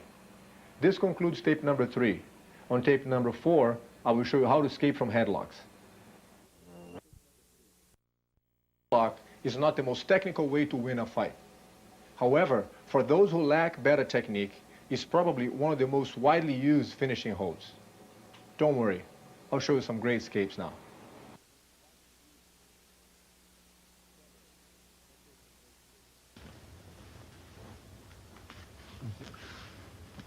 The first thing you want to do is avoid getting your chest crushed by the other person on the headlock in this position. So to avoid that, you want to turn your body sideways like this. Okay? So now when I hold the neck, my weight is no longer resting on top of your chest. So that's the first thing we do. Then you're going to tuck your chin in so that if I squeeze with the arms, I'm no longer on the neck part, but I'm on the jawbone at this point. Right here. The arm, the elbow is going to stay here with the arm standing up, and the other hand goes to this kind of thing. That's the move we want, to make this kind of frame. With this kind of frame, even if I were to rest all my weight here, you could be able to support my weight. So that's what we're going for. Once again, so when I get close to the neck, slide your shoulder back and turn your body sideways. With this frame, the more I try to pull towards the person's neck, the more it's going to hurt my neck. Okay? So that's the move right here. Once this is established, you want to slide your hip away from me, push my head back, and bring the top leg over the neck so that you can cross your feet and squeeze the legs. Okay.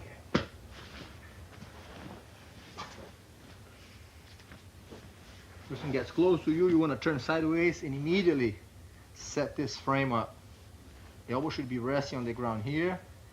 He can't force it down because of the leverage that you have as a result of this frame. That's what you're looking for right here. Steady frame. It's a good idea to put the blade of the wrist against my neck so that the more I push down, the more it hurts my neck at this point. I'm holding the neck. You slide your hip away. I lose the support on my back. And the top leg goes over. Cross your feet and squeeze the neck. Right.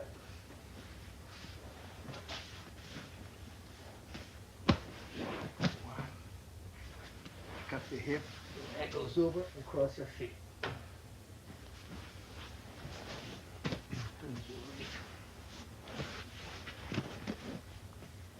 Tuck the neck, back up your hip. Yes.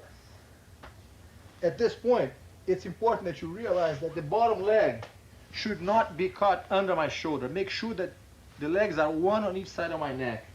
Let me just review this real quick. So we go to this move here, elbow on the ground, back up your hip, push the leg back, and the legs trap around the neck. Okay, let me do this on the other side.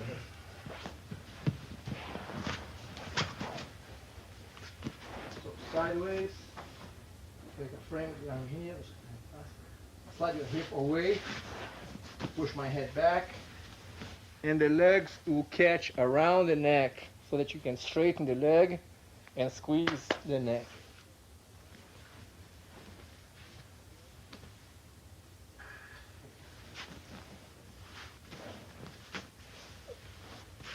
And then squeeze the neck.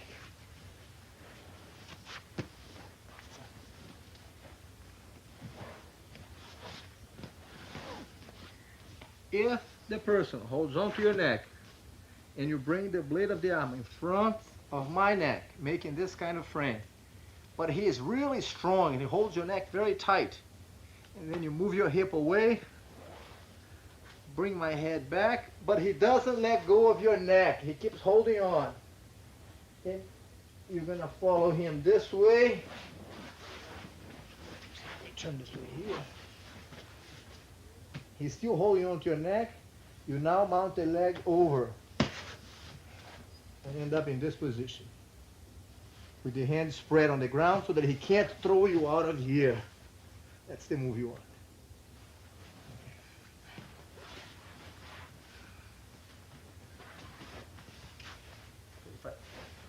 The aggressor grabs your neck here, you slide your hip away, push my head back, the leg goes over. He doesn't let go of your neck. Make sure that you use your hands on the ground for balance. The hand should be able to move around. Leg goes over. He's still got you on the neck. Your hands are spread out so that he can't throw you out of this. Okay.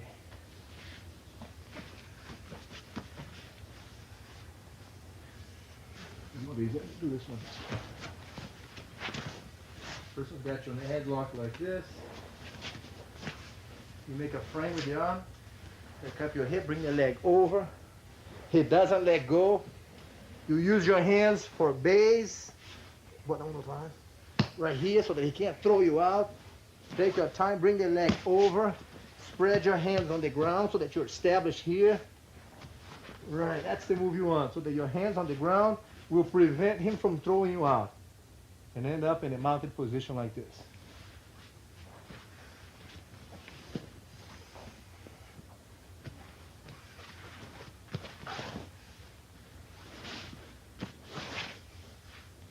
Even if the person were to keep their head down, if you hold your wrist and grind his face, it's very uncomfortable with my neck, so you'll probably be able to create this space.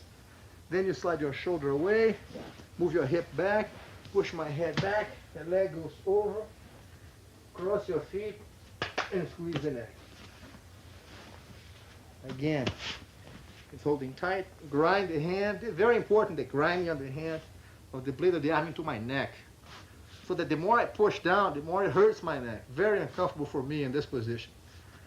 Scoot your hip away, push the head back. Use your hands for balance. Mount the leg. Base with your hands on the ground.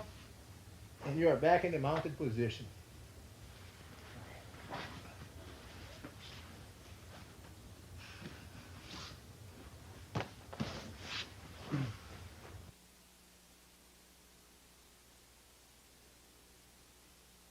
If the person, after a while, becomes aware of what movement that you might want to do, they might keep their head down, tuck in real low like this, which is going to make it difficult for the hand to come in here. So if I keep my head tucked in very low, very tight, it's hard for you to do this move. So your hand no longer has the space to come inside. So what you want to do at this point is bring the leg over and hook the leg here close to the groin with your foot, just like this. Like that. Okay, from this move. From here, the back leg, using this leg, you don't want to pull me back over that way. That's not the idea. It would be too heavy to pull the opponent over that side. What you want to do is just leave your foot here and use this hook as a support so that you can go with your knee up on the other side and end up on top of me at this point. Spreading your hands on the ground and rolling the person to this position.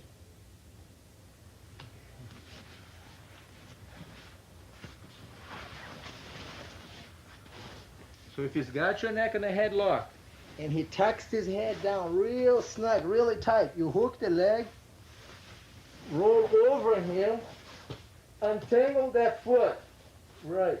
Hands on the ground, leg up, and sit back. Make sure to sit back, because if you lift your hip too high at this point, you might lose your balance forward. You want to put the weight down and spread your hands in base so that he can't throw you out of here or forward.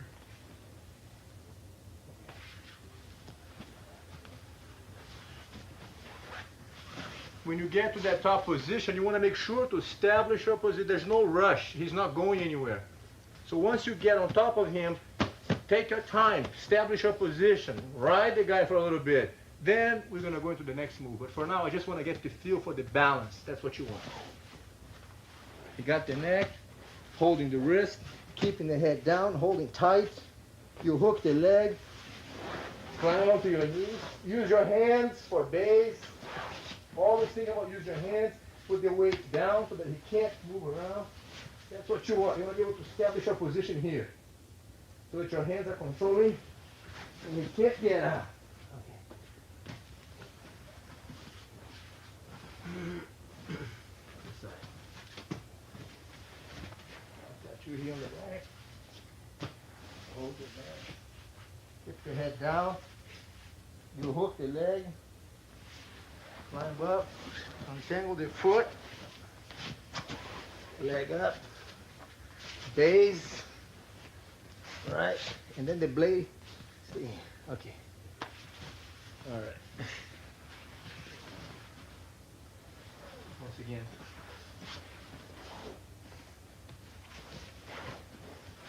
Ideally, take up for a second. Ideally, as you practice the move, you don't want to wait for the person to grab your neck and then try to escape from here. This is a fight system, so as I get close to you, you should start turning now. Go. So by the time I get here, you're already ready for the opponent, huh? In other words, don't trust the person to come up to you, even in practice. When you say, okay, let me grab your neck, one sec. Don't let him grab your neck like this and start squeezing, and then you try to escape from this position. No good. So what you want to do is develop the habit of start turning right now at this point. So when the person gets here, you're already halfway out of it. Tuck your chin in, your head is protected, your neck is protected. I'm holding tight here, but the leg will come in. Roll over, untangle the foot, establish your base here, sit back so that he can't throw you forward. The arms are spread out, this arm and this arm. Move out like this, so that even if he tries to jump now, all you want to do is ride along for a little bit. If he lets go and face you, you're mounted. Okay.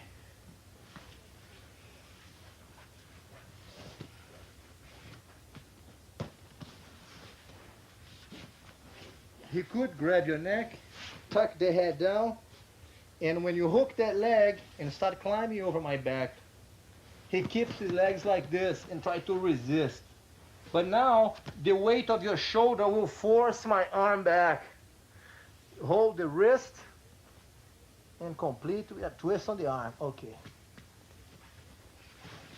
Once again, please. If the opponent grabs your neck and holds you here, you hook the leg, climb up, use your hands for base, always, so that he can't push you back that way. The weight of your shoulder goes towards my neck, forcing my arm open, and then cranking the arm back this way.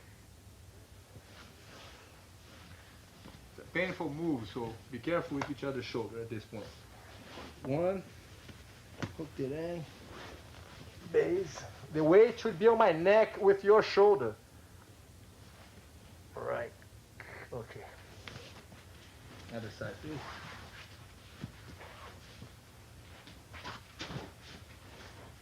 Hold the neck, he hooks the leg, climbs up. I'm trying to resist not to be turned over. So now the weight on my neck, and then crack the arm up this way.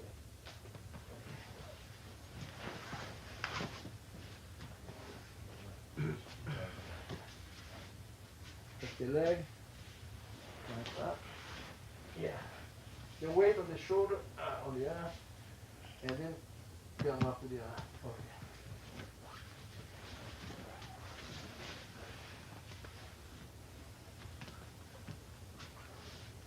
So if the person is here and is grabbing like this, you make that frame, elbow on the ground, squeeze your hip away from me, push my head back, cross the leg, and squeeze the neck. If, once again please, if the same thing happens like this, well, slide your hip, push my head back. If I don't let go of the headlock, you come up,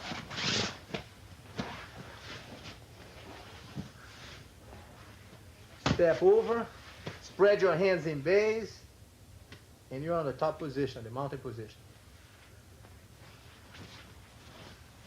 I wanna make a note of a point here. That when we are in this position, and hoist, hook the leg. I'm sorry. Make a note of this. When you're in this position, and hoist brings the hand around the neck, to do this, and scoot the hip away. Push my head back. The leg goes over. And I insist in holding this. 1 second. The aggressor is going to be so worried about holding your neck that you can pretty much take advantage of that. Notice how easy it is for Hoist to move me around. See, he can put the guy wherever he wants. He's so tight on the neck that you want to use that. You can move the guy around and then position him to wherever you want, because all he's thinking about is hold on to the neck. He's just, everything he's got is on the neck. So if you can be cool-minded enough about it, you can push your hands on the ground and carry the person wherever you want. I mean, you can just do whatever he's holding tight to the neck. You can capitalize on that. Right, and establish your position here. Always thinking about your balance so that you don't lose the position at this point. So take advantage of the fact that the person at this position, holding onto your neck, you can move him around, you can carry him wherever you want. Okay. And yes, the headlock can be a painful movement. The person squeezing your neck, it can hurt. But if you tuck your chin in and protect your head down like this, even though you're feeling the pressure, it's not going to be as painful as it would be if you're not aware of that, if you did not know how to protect your neck. So it's very important that we develop the habit of, as soon as a person gets close to you, immediately you want to turn it sideways. So if I could, I'd say for you to now on, sleep with your elbows here so that you can use this as a guideline to hold me at this distance. And anytime somebody gets close to you, that's what you want to do. Develop the habit of protecting your neck immediately. So by the time they get here, you are halfway safe in this position. Then the hand goes across the neck, but I tuck my head down too close. You can no longer put your hand through here. Then we hook the leg. Right. Climb over. Right. Hands on the ground. And again, he can move me around anywhere he wants. It's easy for him to capitalize on that. Because I'm just holding so tight on the neck, he can carry your opponent anywhere he wants. Okay.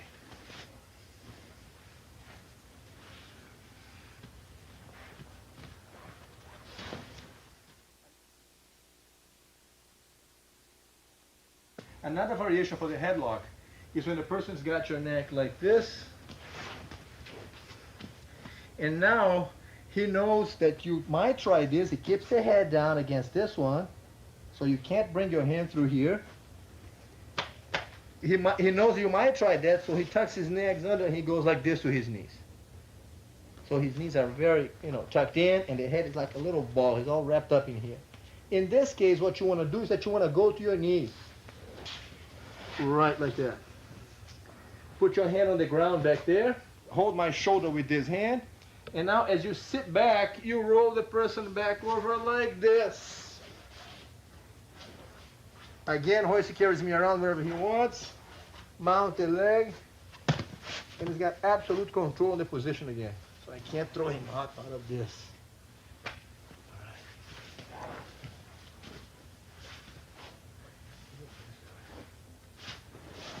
So got him on the headlock on the side like this. And to prevent the blade across the neck, I'm tucking my head down real low. To prevent the hook on my leg, I'm tucking my knees in. So he goes to his knees, holds my shoulder with one hand, kind of hugging towards him, put the other hand on the ground, and now he sits back, carrying him like a ball to the other side, shooting the leg over, spreading the hands on the ground in base, and again, easy to maneuver the person to whichever side he wants. Now, if I let go, he would simply be mounted again on the mounted position. Okay.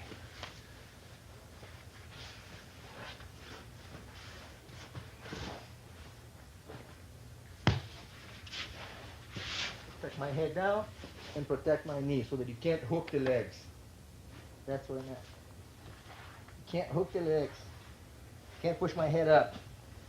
Goes to his knees, hold my shoulder. As he sits back, I'm like a little ball, easy to lose my balance.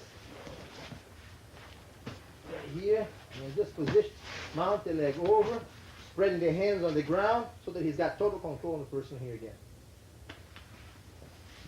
Another variation for the headlock is when a person has your neck in this position and he tucks the head down to prevent the hand from coming across the neck here.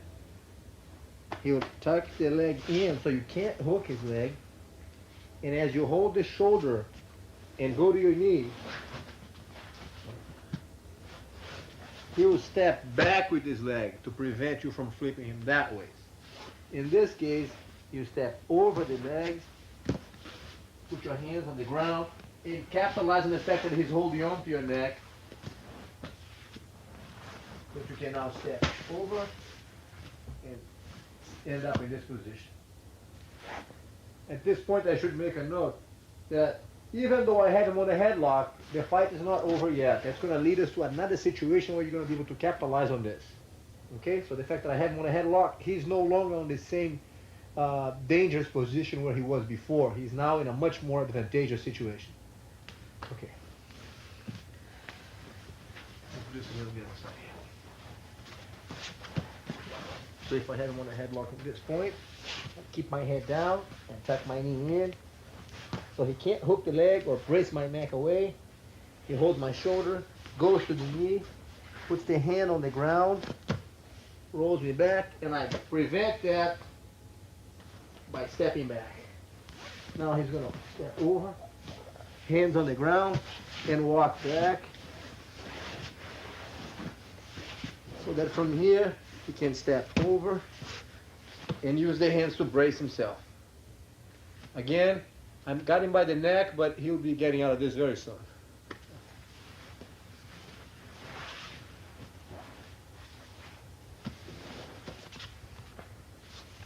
One. That's it. Elbow on the ground. Back up the hip away from me. Push the head back. Leg over. Cross the feet. And squeeze the neck. Once again, please. Place the ground. Back up the hip.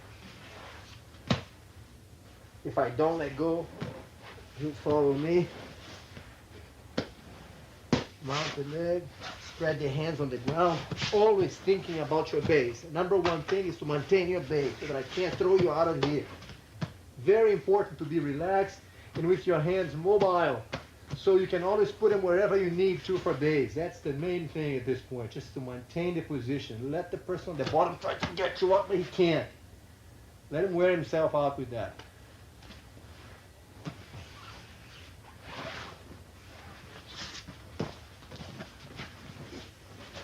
If I hold the neck and tuck my head down so that the hand can't come in, you hook the leg, go to your knee. Use your hands for base. And up, rolling back to this side. Remember that if the person at this point would just let go and turn, you'd be mounted. If leg in place.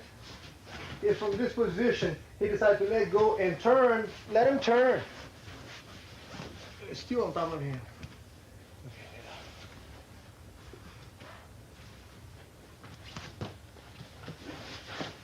If I hold the neck and keep my head down, when you hook the leg, I keep my base spread out so that you can't come up. He goes to the knee and dives the shoulder on my neck right here. It's very uncomfortable. And as he looks away, my arm, you have to let go of the grip and then complete with the arm lock. Cranking the arm back. If I got the neck and keep my head tucked down and the legs tucked in, and hold the shoulder. Roll the person back and go to this position where he can mount the leg, sit back, establish his base on the ground, always with the hand ready to protect himself from falling off.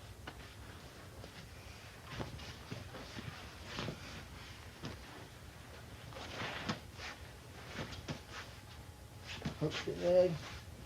I spread my base.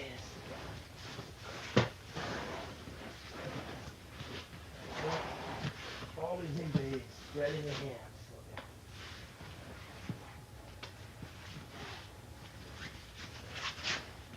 If I keep my head tucked in and he climbs over, and as he's about to roll me back, go. I step back. He just steps over. Hands on the ground, rolls me back, and mount the leg. So he can now again comfortably ride the position from here.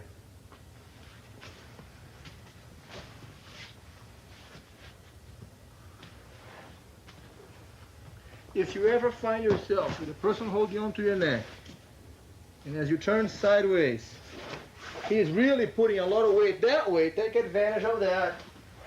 And mount. Right there.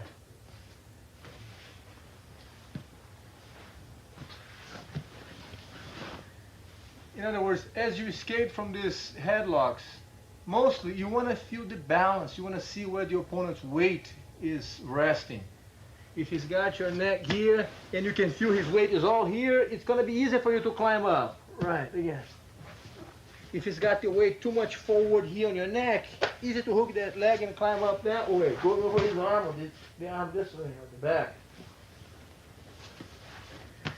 If he's got here and putting the weight over it, you can just feel the weight. Oh, just go with him.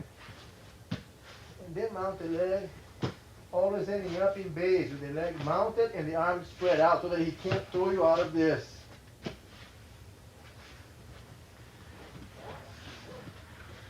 I can't emphasize enough how important it is to always allow yourself a second to establish a base. This is very important, especially because the opponent not knowing what to do. He's going to be jumping. He's going to be trying to struggle and muscle his way out. If you tighten up and tense up and try to use strength against him, it's easier for you to lose your balance at that point. But if you can be relaxed and just observe what he's doing and take your time, establish your base, you have a much better chance to succeed in all these techniques. Not only that, but also the fact that he's going to wear himself out a lot quicker because he's spending all this energy while you're just resting and riding along with him. So that's what you must keep in mind as you're practicing with your partner. And also be careful that when you're practicing, it's good that you pretty much allow each other to execute the technique so that you don't hurt each other's neck and that kind of thing very much. So when you get a partner to work with this, in these movements, hold the neck, but hold the neck not to crank his neck and, hurt too much, but just to hold the neck so that he has a chance to feel the position, to get used to get accustomed to how to escape from that kind of hold. And because you have a little more strength on your arms than he has on the neck, so you just want to hold, kind of relax, so because you want to make it easier for him to learn. And then when you reverse the position, he'll do the same thing to you. Not worth trying to resist and tighten up too much in the beginning so that you don't have your neck hurt and you have to spend some time without practicing these techniques. Huh? You want to get the most out of this.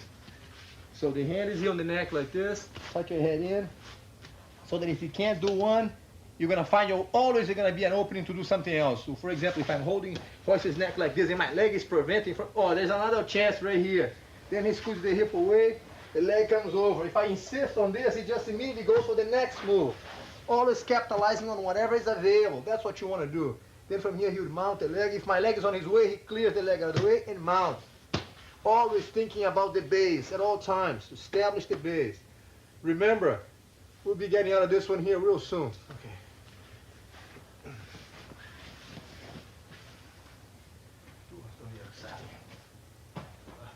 Huh?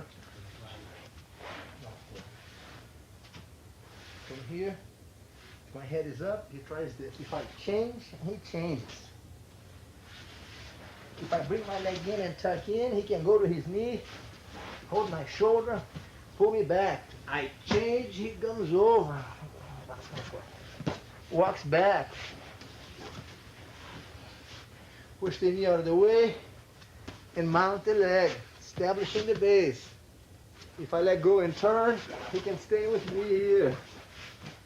Okay.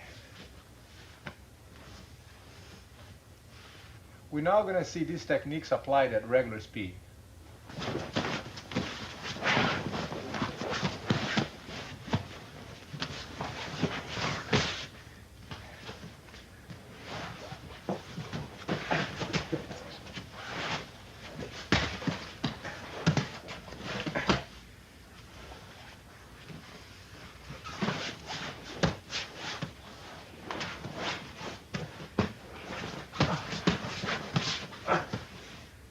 Remember to go easy on your partner's neck.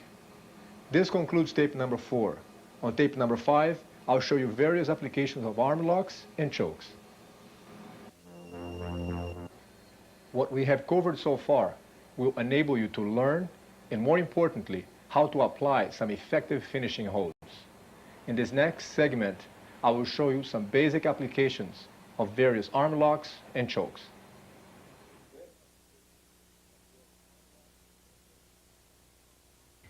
Initially, when you find yourself mounted on the opponent at this point,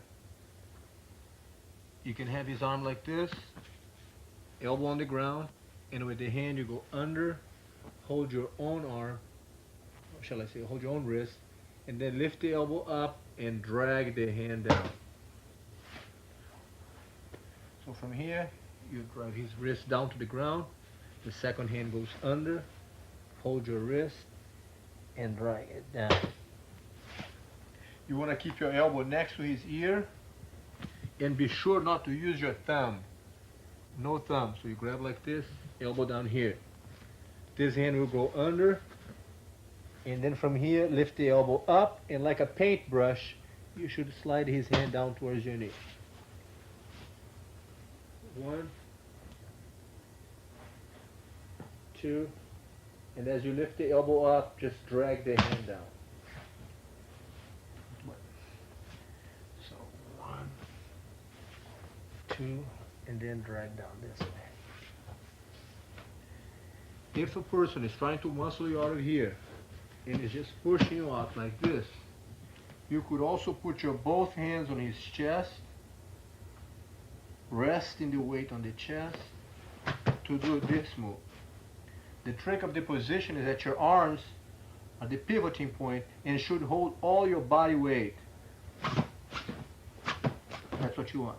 From here, with the hand on the chest, you're going to jump up, spin the leg around, and go to the arm lock to lift your hip up and then break the arm this way.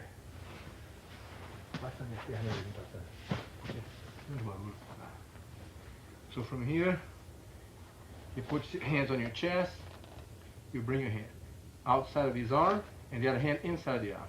The arm that's going to get broken should be inside of your two arms.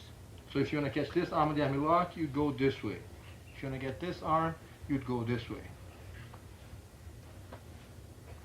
Put your weight on the chest, jump up, spin the leg around, and from here, lift your hip up.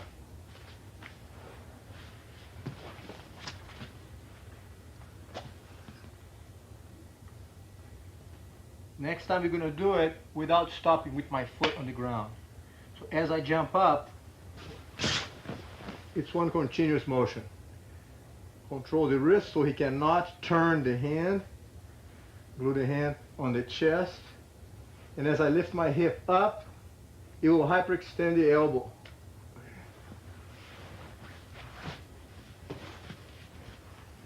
The weight should be on his chest, locking your elbows straight.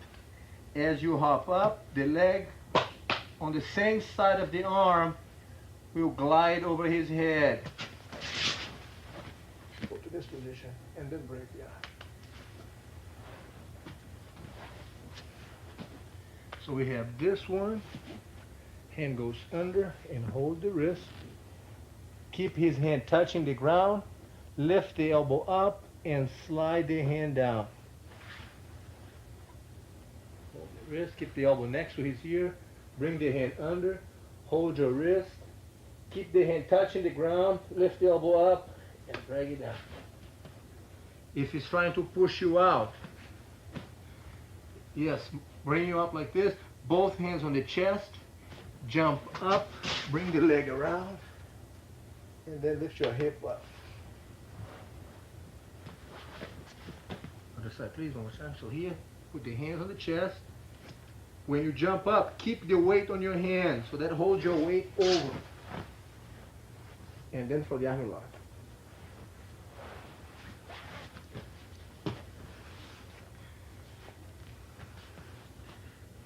The wrist, lock it, lift the elbow up, and drag it down.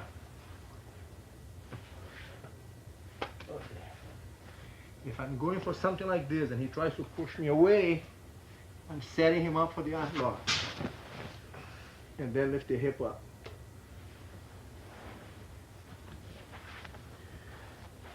Another application for something like this is when the person's got me on a headlock.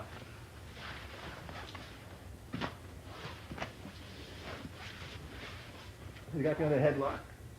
Then I hook my leg. Climb over. Roll out.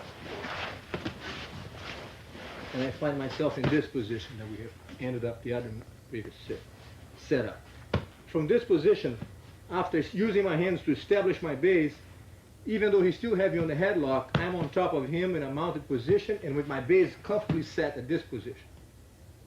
My hand will go in front of his neck, hold my wrist, and lean the weight to make him let go. As he let go, my shoulder and my head will pinch his arm in place. I'll put my hand trapping his arm, other hand on the ground, and pivoting on this hand, I will bring the leg over for this kind of arm lock. No, actually, on the other side, please. So the person's got me on the headlock here. As I hook the leg, climb up, use my hands on the ground for base. Here, he's still holding my neck and trying to push me up, but I'm in good base. Number one is to keep your balance. Once I have this established and I'm sitting down, my center of gravity is lower here, I know he can't throw me out. I let him jump for a little bit so he gets tired from this position. Then the arm goes across the neck. Be sure to put the blade of the arm against the soft part of the neck, not on the head, but right here, next to the neck. Bring your hand, hold your wrist, and make that same steady frame that we had on the ground.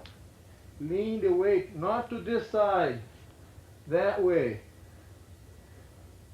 From here, trap his arm, hand on the ground. You might want to bring your knee up a little bit because sometimes if the knee is too far back, it's going to be more difficult to bring the leg around. Whereas if you have your here and you bring your knee up, it's easier. It's a shorter trajectory to cover from this point. From here, weight on the hand, and spin the leg around. The arm is strapped at all times and easy to break at this point.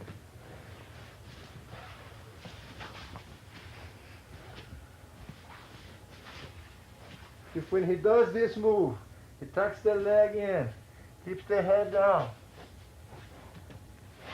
Go to my knee, rolling back. Here, clear the leg out of the way, mount the leg. Always taking my time, there's no rush.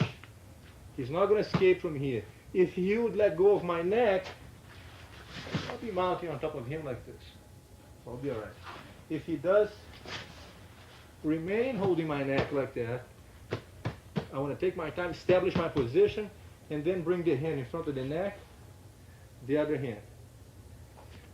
Be aware at this point that instead of putting the frame on the neck and lifting your head up, which brings a lot of force and makes it very heavy on your neck, because if I try to lift my head up, I'm using the strength of the back of my neck against his arm. So if he holds tight, it gets heavy on my neck. Don't pull your head up at this point. Instead, make a frame with the arm and lean the weight forward so that the pressure is transferred to his neck.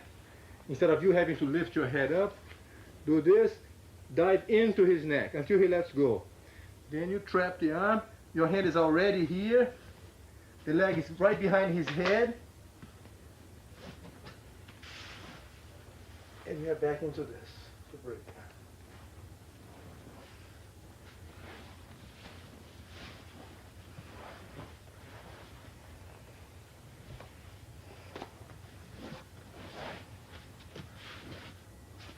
If when he's here, we make the frame, scoot my hip away, I bring my leg over, but he does not let go of my neck. I go to this position, in base, bring the blade across the neck, he lets go, trap the arm, and back into the iron lock we go again. Besides the iron locks that you have just seen, we can also apply a finishing hold if the person on the bottom has you in this position, which is, by the way, a common finishing for headlocks. You might find yourself in this position after escaping from a headlock. So from this point, you want to make sure to establish your position here with your hands on the ground and your weight leaning back. Bring the hand across the neck, lean a steady frame, not to lift your head up. Be sure that you lean the weight forward. Grind the neck. Put your hand on the ground. Trap his arm. With the weight here, bring the leg over the head and complete to the arm lock. So the other side, please. You got the neck. Brace yourself with your hands. Sit back. Hold the weight down here so he can't push you off. The blade goes across the neck, hold the wrist, knee behind the head, lean the weight forward, trap his arm, hand on the ground, and bring the leg over to do this. Then lift your head. If you find yourself with the person hold onto your neck, like this, holding onto your neck, and when you do this move, always be ready to let go of it. Number one is your base. So sit back. Find yourself comfortable with this. If you find yourself with the weight on the neck, and as the person lets go, if you feel that your leg is not limber enough to come inside of his head this way here, because actually what you're doing is that you're bringing the leg above his head, it would be okay to put your hand right on the person's head. Here, it will require that your leg comes up real high. If you put your hand on the person's head, it gives a little more height to bring the leg over. It might make it easier. So if the person got you in a headlock like this, establish your base, no rush. As you go for the movement, always be ready to let go. Number one thing is to be relaxed and ready to ride the position, no rush. The blade goes across the neck. Trap this. If you ever find difficulty in bringing this leg over the person's head because he's too wide, you know, he's got the head way too high, put your hand right on the head, use this as a support, and bring the leg around. To then complete with the lifting of the hip to break the arm. Okay. All right. Another common finishing hold is when the person is inside of your leg like this. Okay, you're going to hold the wrist with one hand, the other hand goes over and across your legs, the hand goes over, hold your wrist like this. So it's 1, 2, 1, which is both my feet on the ground, with the weight on my feet to push me back and a good grip on my wrist. I don't want to push his hand back that way. Instead, I want to use my legs and drive my weight back with it, bringing his face to the ground. I will use this foot on the ground to slide my hip away from him, and then with the hand keeping his arm against my chest so that he doesn't have the mobility to move this away, I'll keep it glued on my chest and keep this arm in an L position here. Drive his hand that way. From here, one, grab the wrist, feet on the ground, lean back, slide your hip away, and you could even either trap his foot with his leg or bring your leg over his back, either one. The arm glues his arm against my chest, and this hand will drive his hand straight up that way. Hold the wrist, sit up and hold your wrist. From here, both feet on the ground, lean the weight back, keep his arm squeeze against your chest, scoot your hip away and drive his arm. Important that you don't bring his hand this way. That's not what you want. You want to bring the hand in an L position this way, that way. That's where you're going. Grab the wrist and crank it that way. From here, legs should be always crossed. I'm going to sit up, hold the wrist. Uncross my feet, put your foot on the ground, drive my weight back, bringing his face to the ground. With this foot on the ground, I'll slide my hip away, put the leg over here, and glue his arm to my chest with my arm here. Then this hand will push it forward. You want to feel the snugness of his arm against your chest.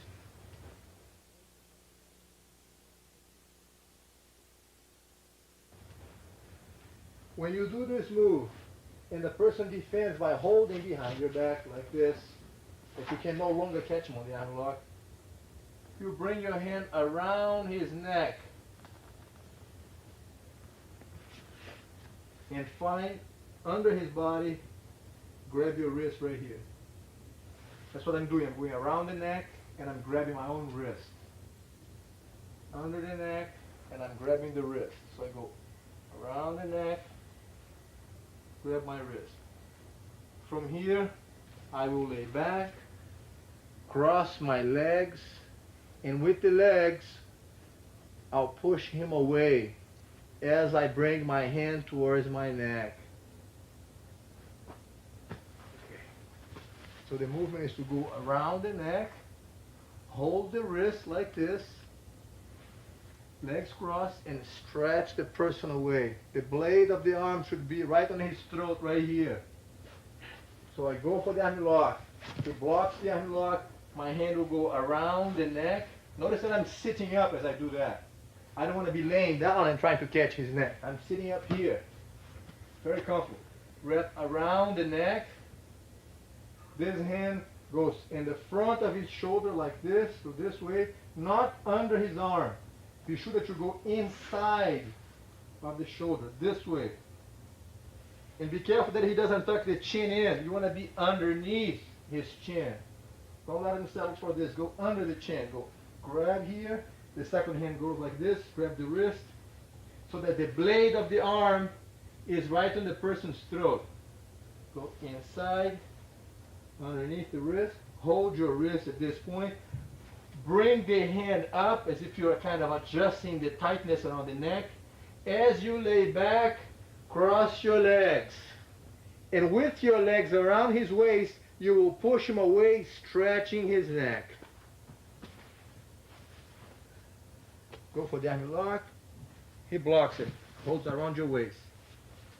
Sit up. The hand goes around the neck. Under the neck. At this point, I'm already adjusting the neck.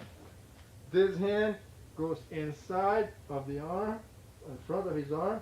I hold my wrist this way, not this way. This way is what you want. Bring it up to adjust around his throat. As you lay back, cross your feet. Bring your hands to your chin. My hands are actually pulling up as the legs push him away. Like doing traction to his neck. That's what you're going for. So from this position here, you can go either for the arm lock and sit up and cross the legs. Lean back. Scoot your hip away and break the arm. Feet on the ground. Lean back.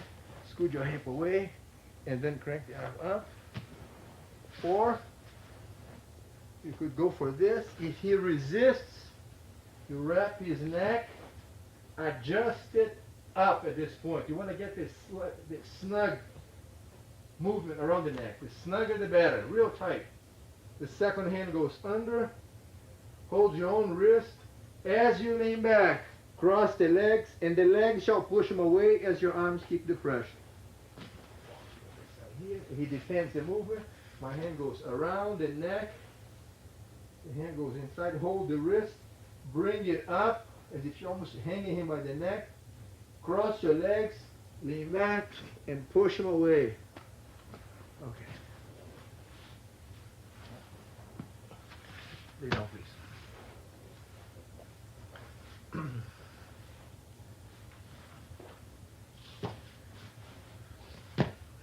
This move. Bring it down this way. This way. This one tries to push me back. Hands on his chest. And then the arm lock goes from here. Or if the person has you in a headlock like this, establish your position. Bring the blade across the neck. Drive the neck in. Go for that lock. Now we're going to see those finishing holds from when Royce was inside of my guard from another angle.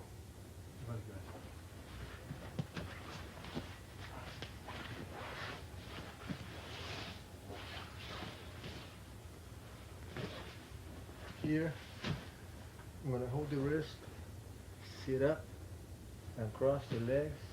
Use my feet on the ground so I can lean back with the weight, scoot my hip away, leg over, and force the arm that way.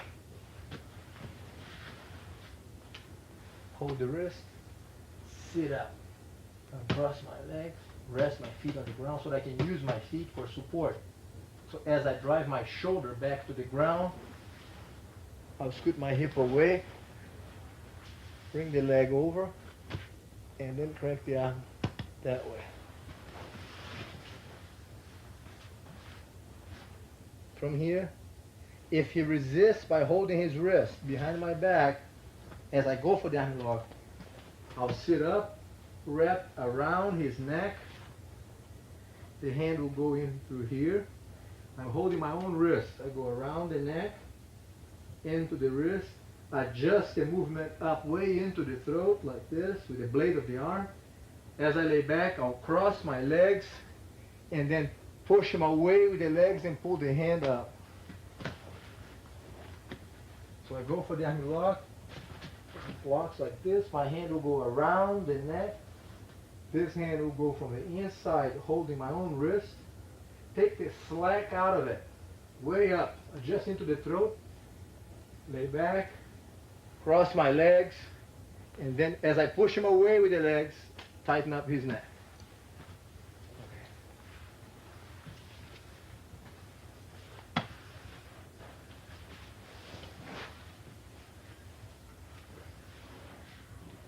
When you find yourself inside the person's guard, as you pass the guard, doing this, going under, lowering your shoulder, go across the side, lay across the side, establish this position here. It is a good opportunity for you to do this move. Hold the arm, second hand goes under, hold your own wrist, lift the elbow up, and slide his hand down. From here, the hand is down here. Second hand goes under. Lift the elbow up and slide the hand down. So if I'm across this side here, hold his wrist, glue the hand to the ground, and keep your elbow next to his ear so it fits here. This hand goes under, holds your wrist, lift his elbow up, and slide the hand down. So from here, hold the wrist, the hand goes under, and from this position.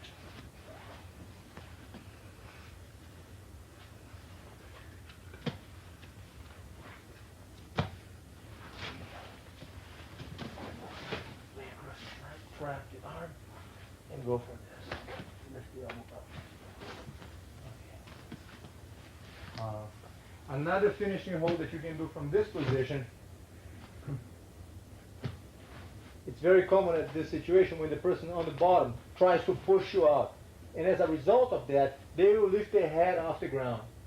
As they lift their head up off the ground, you should put your head on the ground and with your hands off the ground, wrap around his neck. Around the neck. Turn your body sideways. With this leg, you step over.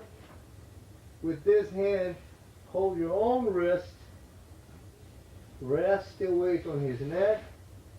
Take the slack out of the grip. Make it really snug. And then arch back. And on the side like this, he tries to muscle me and lifts the head up.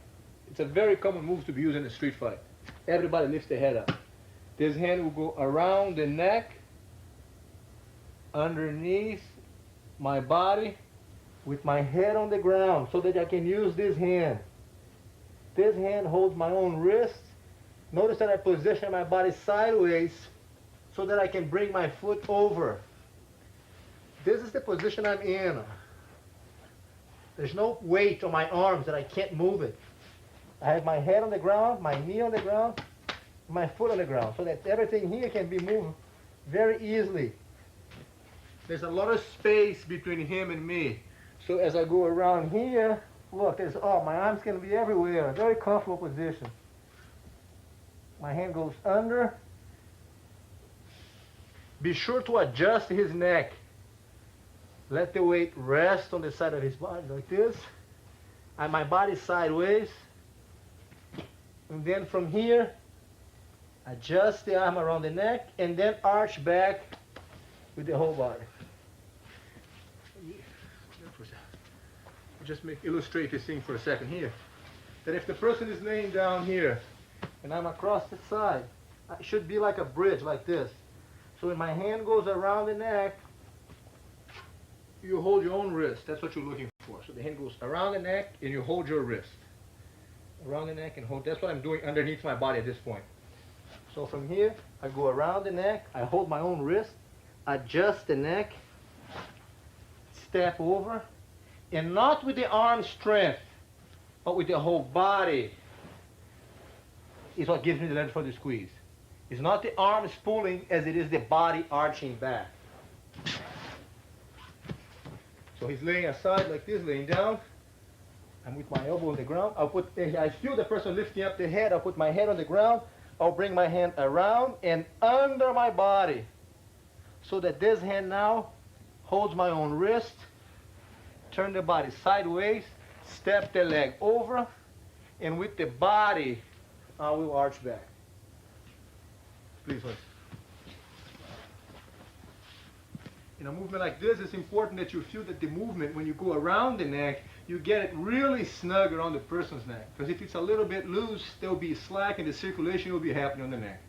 You want to make sure to go around the neck, and with your arm, keep it very adjusted. So every little bit of arching of your back will take a big effect on the person's neck. Will increase the pressure tremendously. So from here, the person lifts their head up. The hand goes around. Put my head on the ground. The hand goes around the neck. I hold my own wrist. Turn my body sideways. Step over with the leg. Rest my weight on his neck at this point so that I can be very comfy, very snug with him. And then when I arch back, it's with the whole body, it's not the hand. Okay, one more time on this side here, please. From here, I notice the person lifting the head up. I put my hand on the ground, go around, turn the body sideways, hold my wrist, step over, and then the whole body arches back. Okay.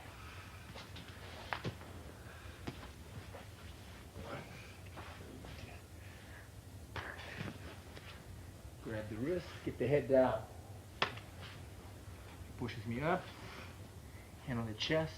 As I hop up, the weight stays on my hand. Be sure to keep your weight on your hands. He's pushing me up. The weight is on my hand. This is my pivoting point. I keep the weight on my hands so that the legs feel very light. If the person grabs me neck, get by the neck, establish my base here, bring the arm, dig it in, hand on the ground, trap his arm, move around, bring the arm lock. Other side. Base number one, always relax, take your time here, blade across the neck, lean in, trap the arm, put your hand on the head if you need be, and spin the leg around. Then lift your hip up. If the person is inside of your guard like this, you want to go for the wrist. If he's holding your arm like this, bring your hand under, just as a means of letting go of the grip. So if the person's got your arm, just go like this, hold the wrist, sit up and grab your own wrist. Feet on the ground, drive your weight back, scoot your hip away, and bring the arm straight forward. If I go for the arm lock and he blocks my waist, I'll wrap his neck, my hand goes inside, lay back, push him away with the legs, at the same time that I pull my arm up. I'm locking here, hold the wrist, scoot my hip away, drive the arm up. And if I go this way, he resists, my hand goes around the neck, other hand goes in here, push him away and squeeze the neck. We're now going to see the application of these finishing holds at regular speed. There you go.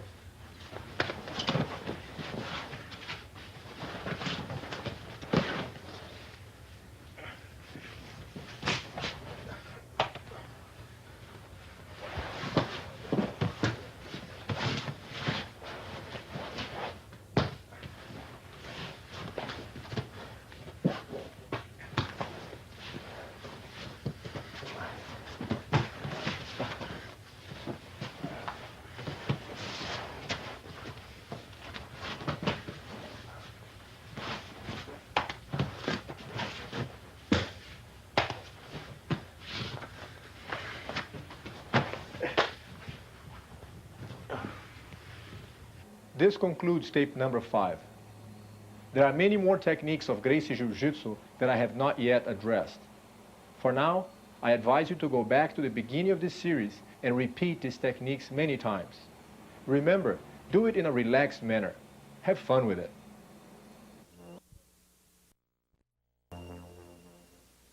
These are some of the techniques we used in the Gracie Jiu-Jitsu self-defense program.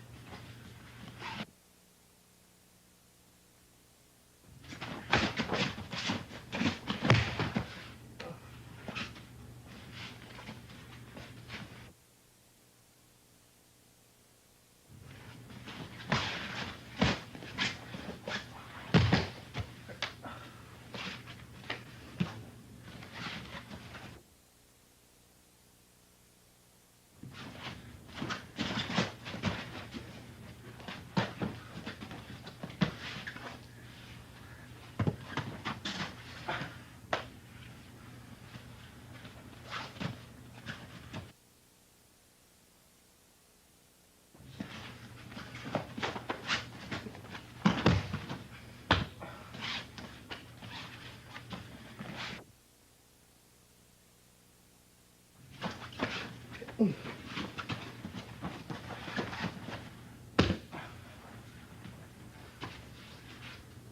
right.